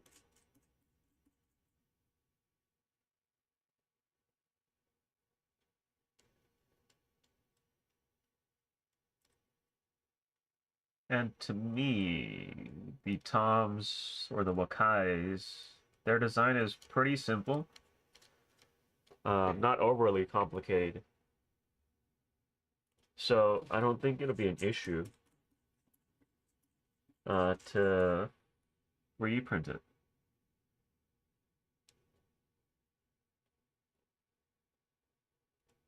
I just have to see how comfortable TPU soles are. I would say I need to worry about traction and its grippiness. I mean, Wakais and Toms, they've got terrible, terrible grippiness. I mean, I think TPU is about on par, so not too worried about that.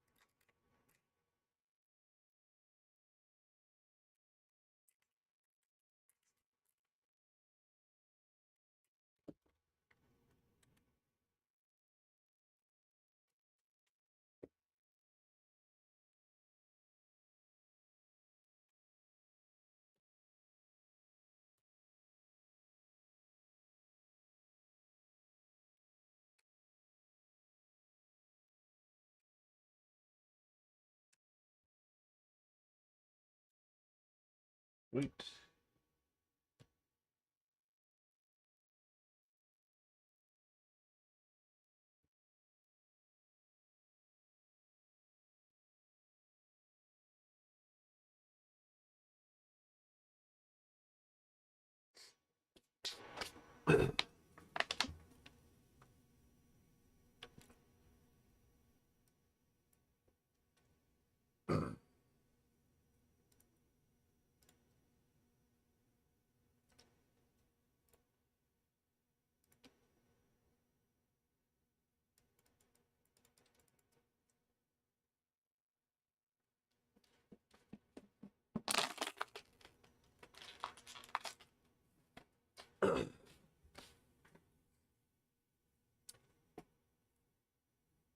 So I think I need to go out and buy a Hako soldering iron.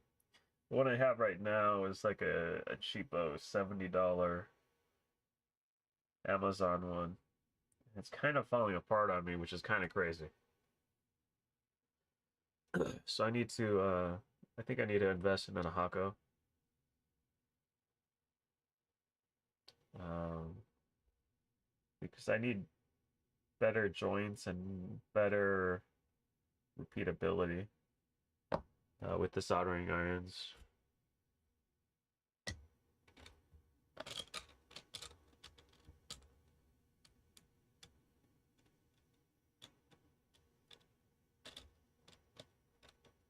So also, one of the cheapo soldering irons here that I have It's got an adjustable temperature here.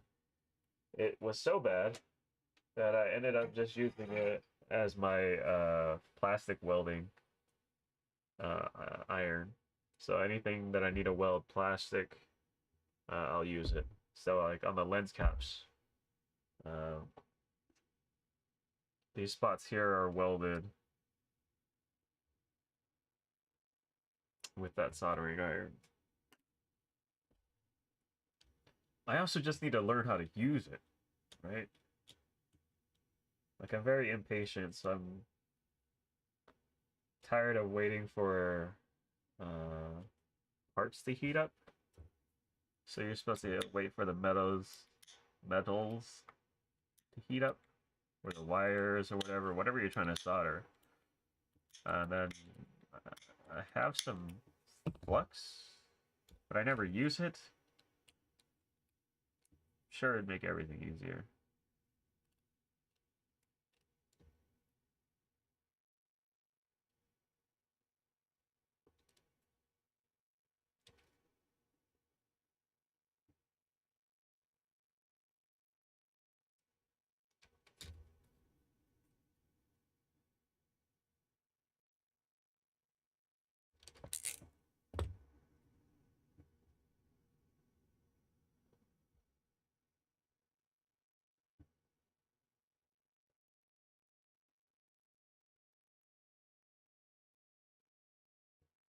Oh,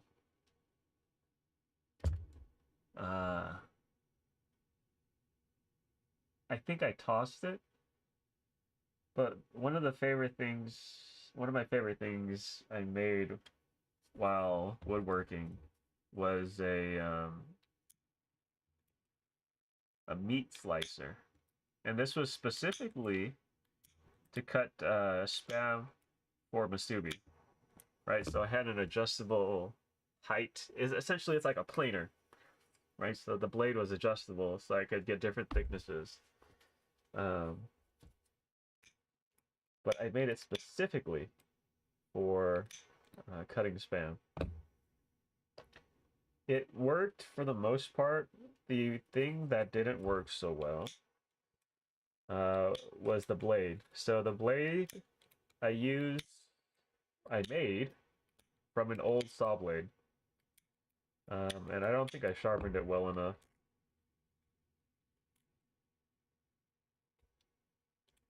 If I was, if I were better with metalworking, I think I could have made a better cutting blade.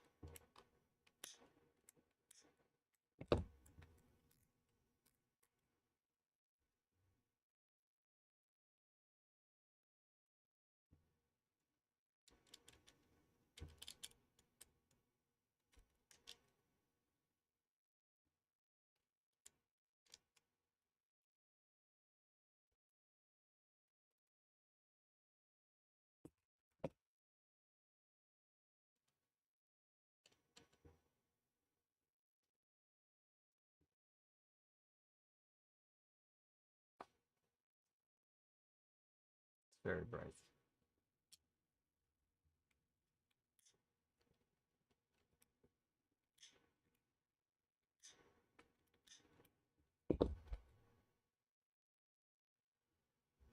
Probably start printing those.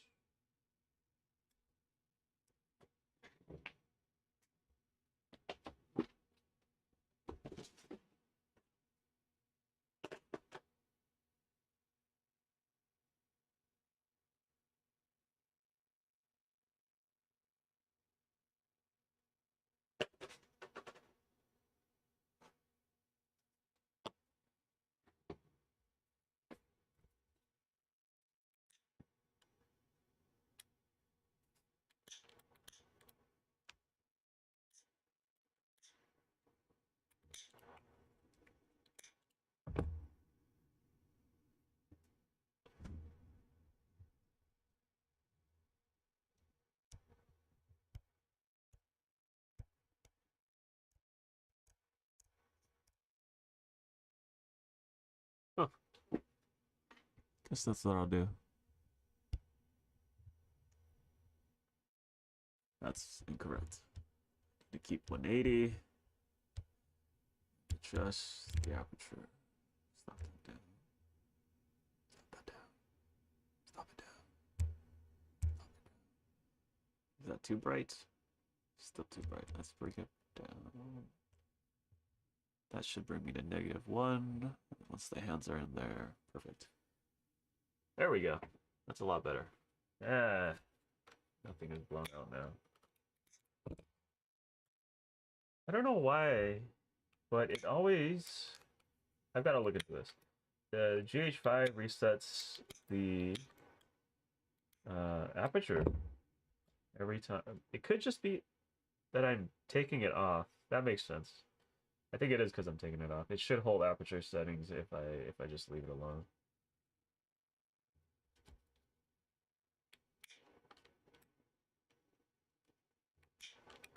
Then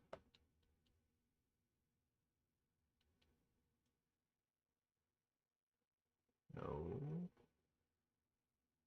Let's do that. I wonder if I'd have any benefit using an ND filter on this Game Boy. I might actually try that.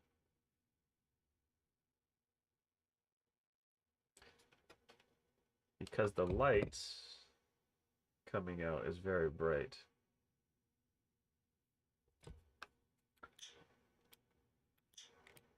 Oh man. Have you seen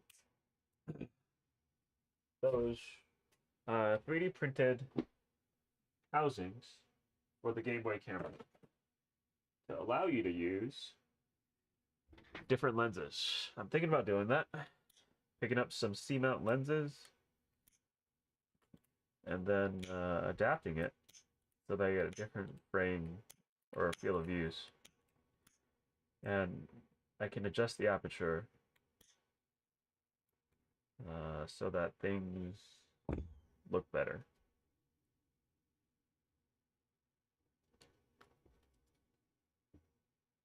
Wow, that really was it, huh?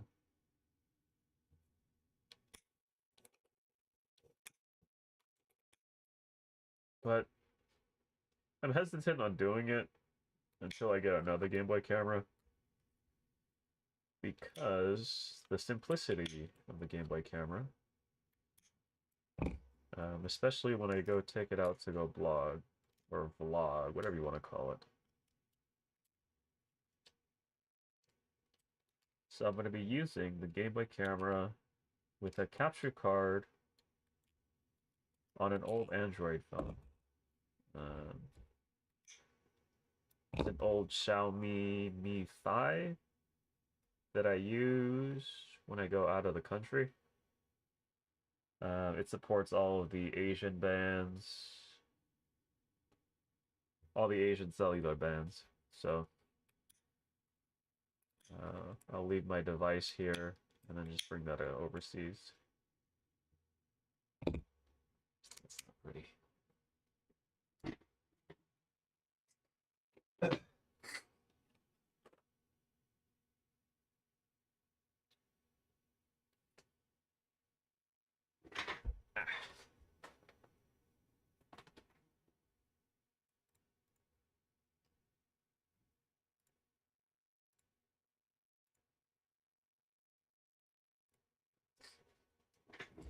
I think this Sunday, when I stream, I'll have some examples of some 3D scan stuff.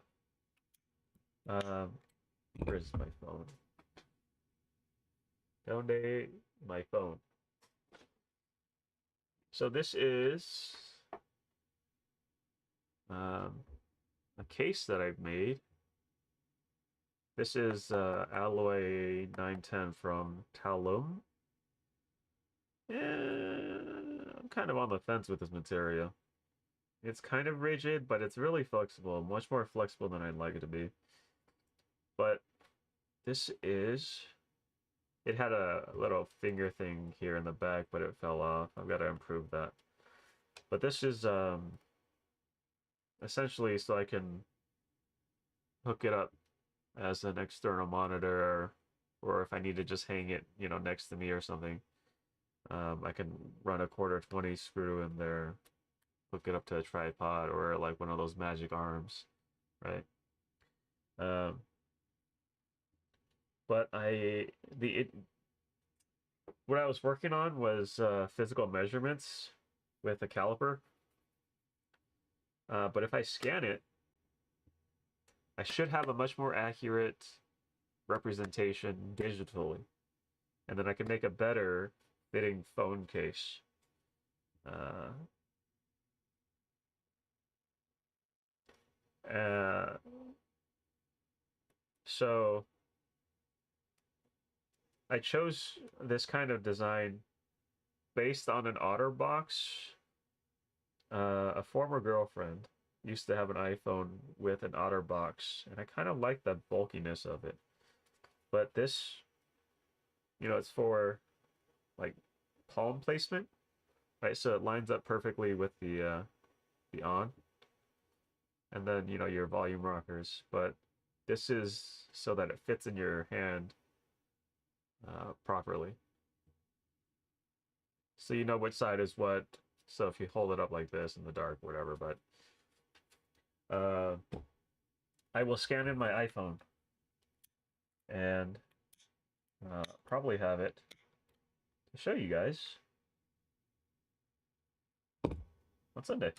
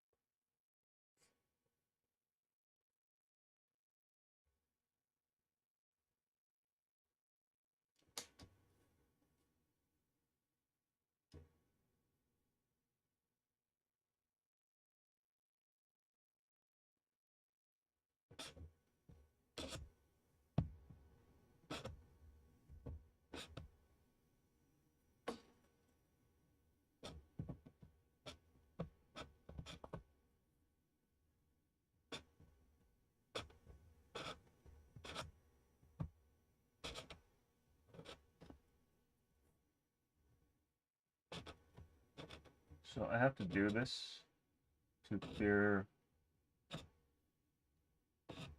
the walls, because while the prints are accurate,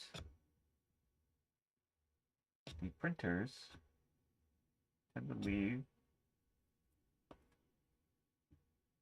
artifacts that impede the action of the aperture track. So removing those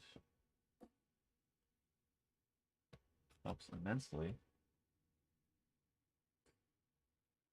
with the overall function fit.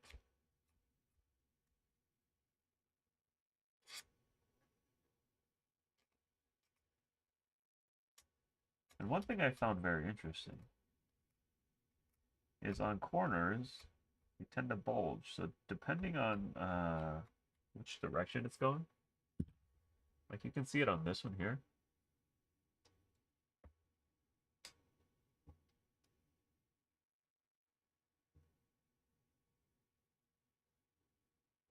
So it comes out like this, and then it kind of bulges out like that. So while the wall is straight, coming down to the corner is a slight bulge that kind of throws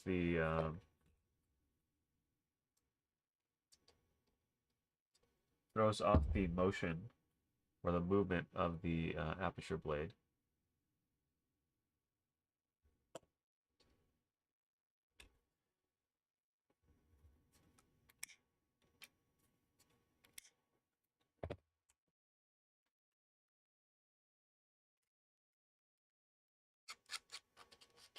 actually the part I hate the most is finding blades that mesh well.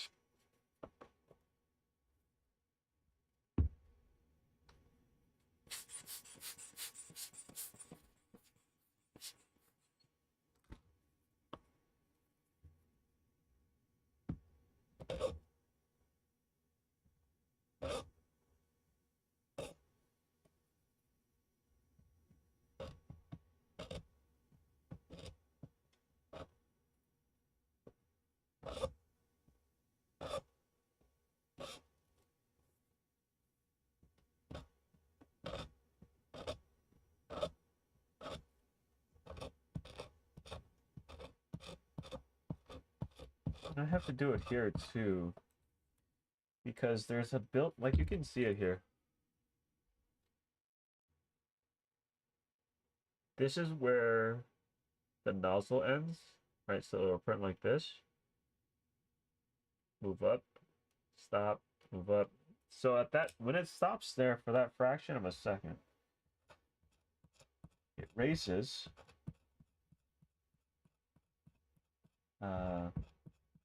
a little bit, creates a bump, makes it harder for the aperture blade to move across smoothly.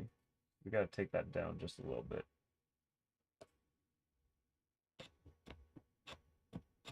Yeah, I am liking this light much more, or this light configuration more than the magnifier glass.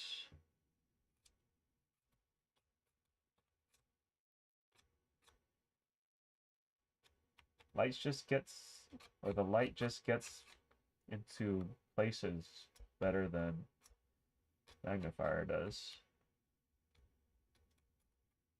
It's also less obtrusive, right? So I can kind of bring it here and it's not covered in field of view or anything.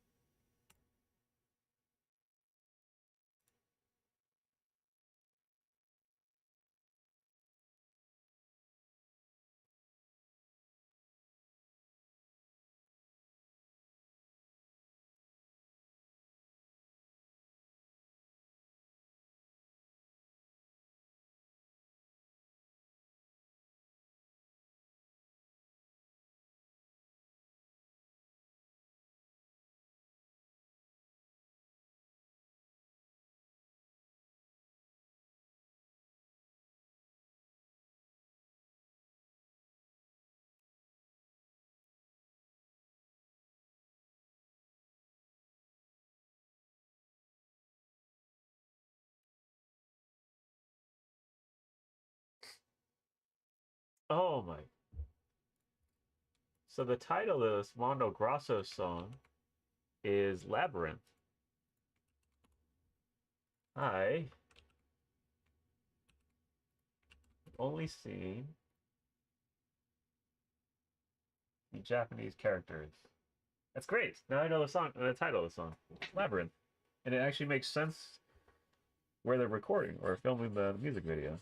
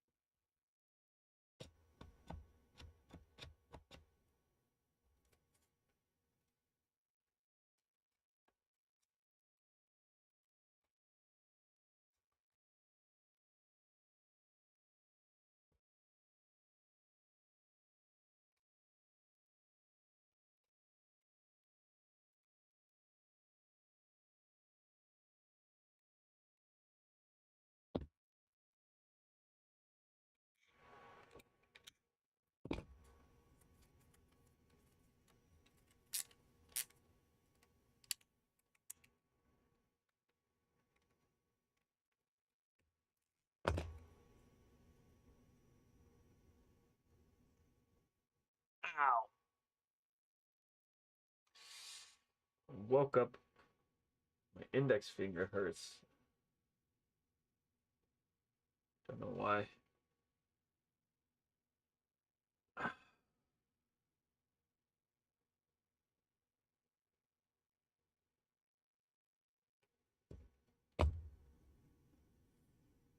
Alrighty.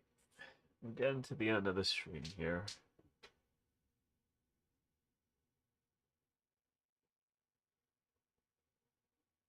Plan for this week. Finish the post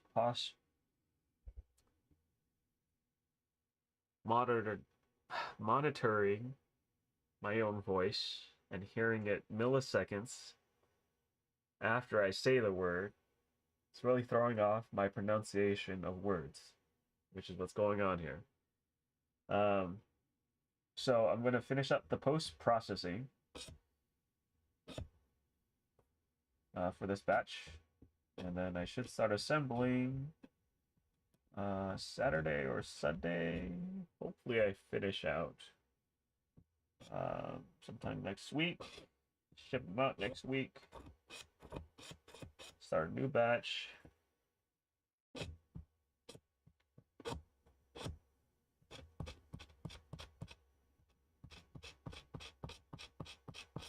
really need to finish these because I need to go back out.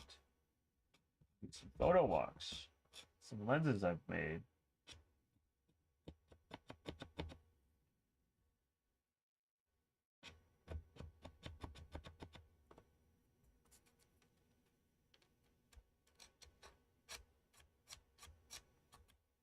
Right, so finish post-processing and assembling.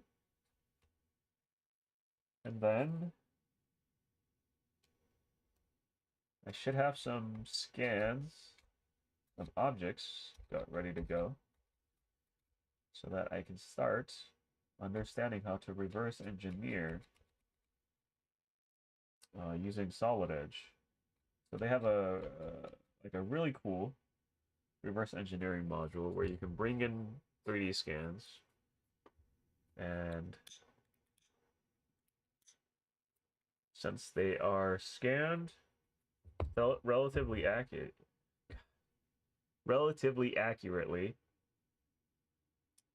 the models that you get after reverse engineering them pretty accurate too.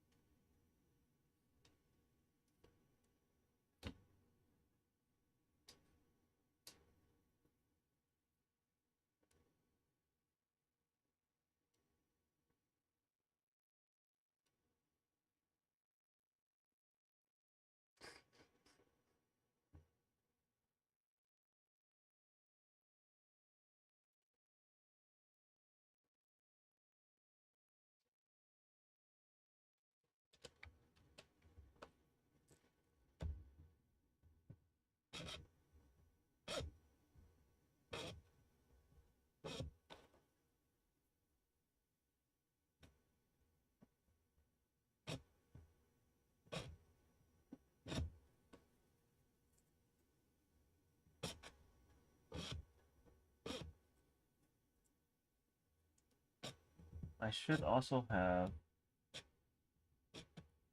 a rough prototype for the drill driver. The breadboard comes in on Saturday. So I'll spend some time on Sunday trying out different wiring configurations.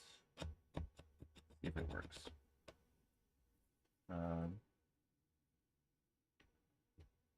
I need to find a smaller LDO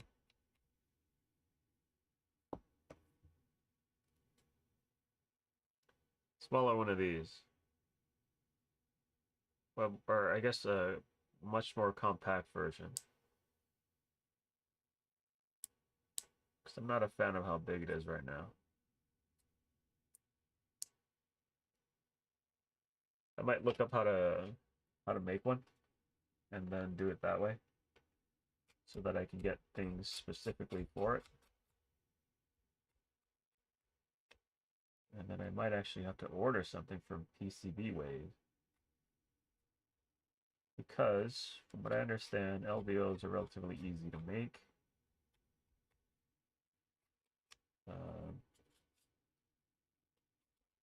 If I can do that, I can make it into a shape that fits my needs rather than having to use an off-the-shelf part. I think using an off-the-shelf part is fine for the MVP, but I need to refine it, make it smaller if I were actually to make this thing.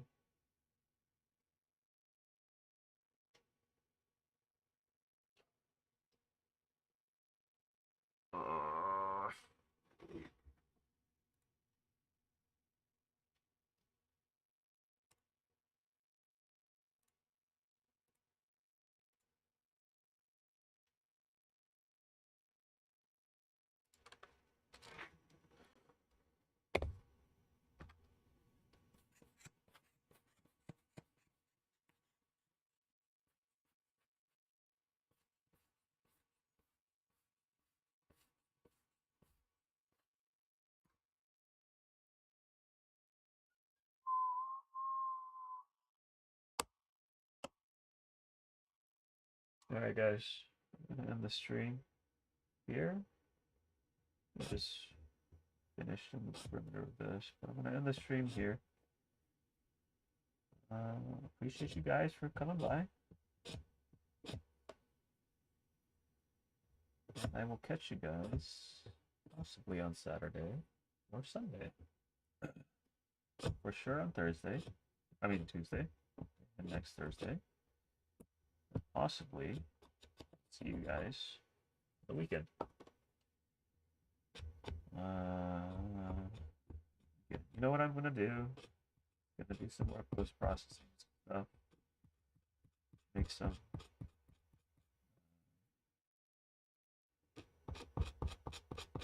prototype stuff. And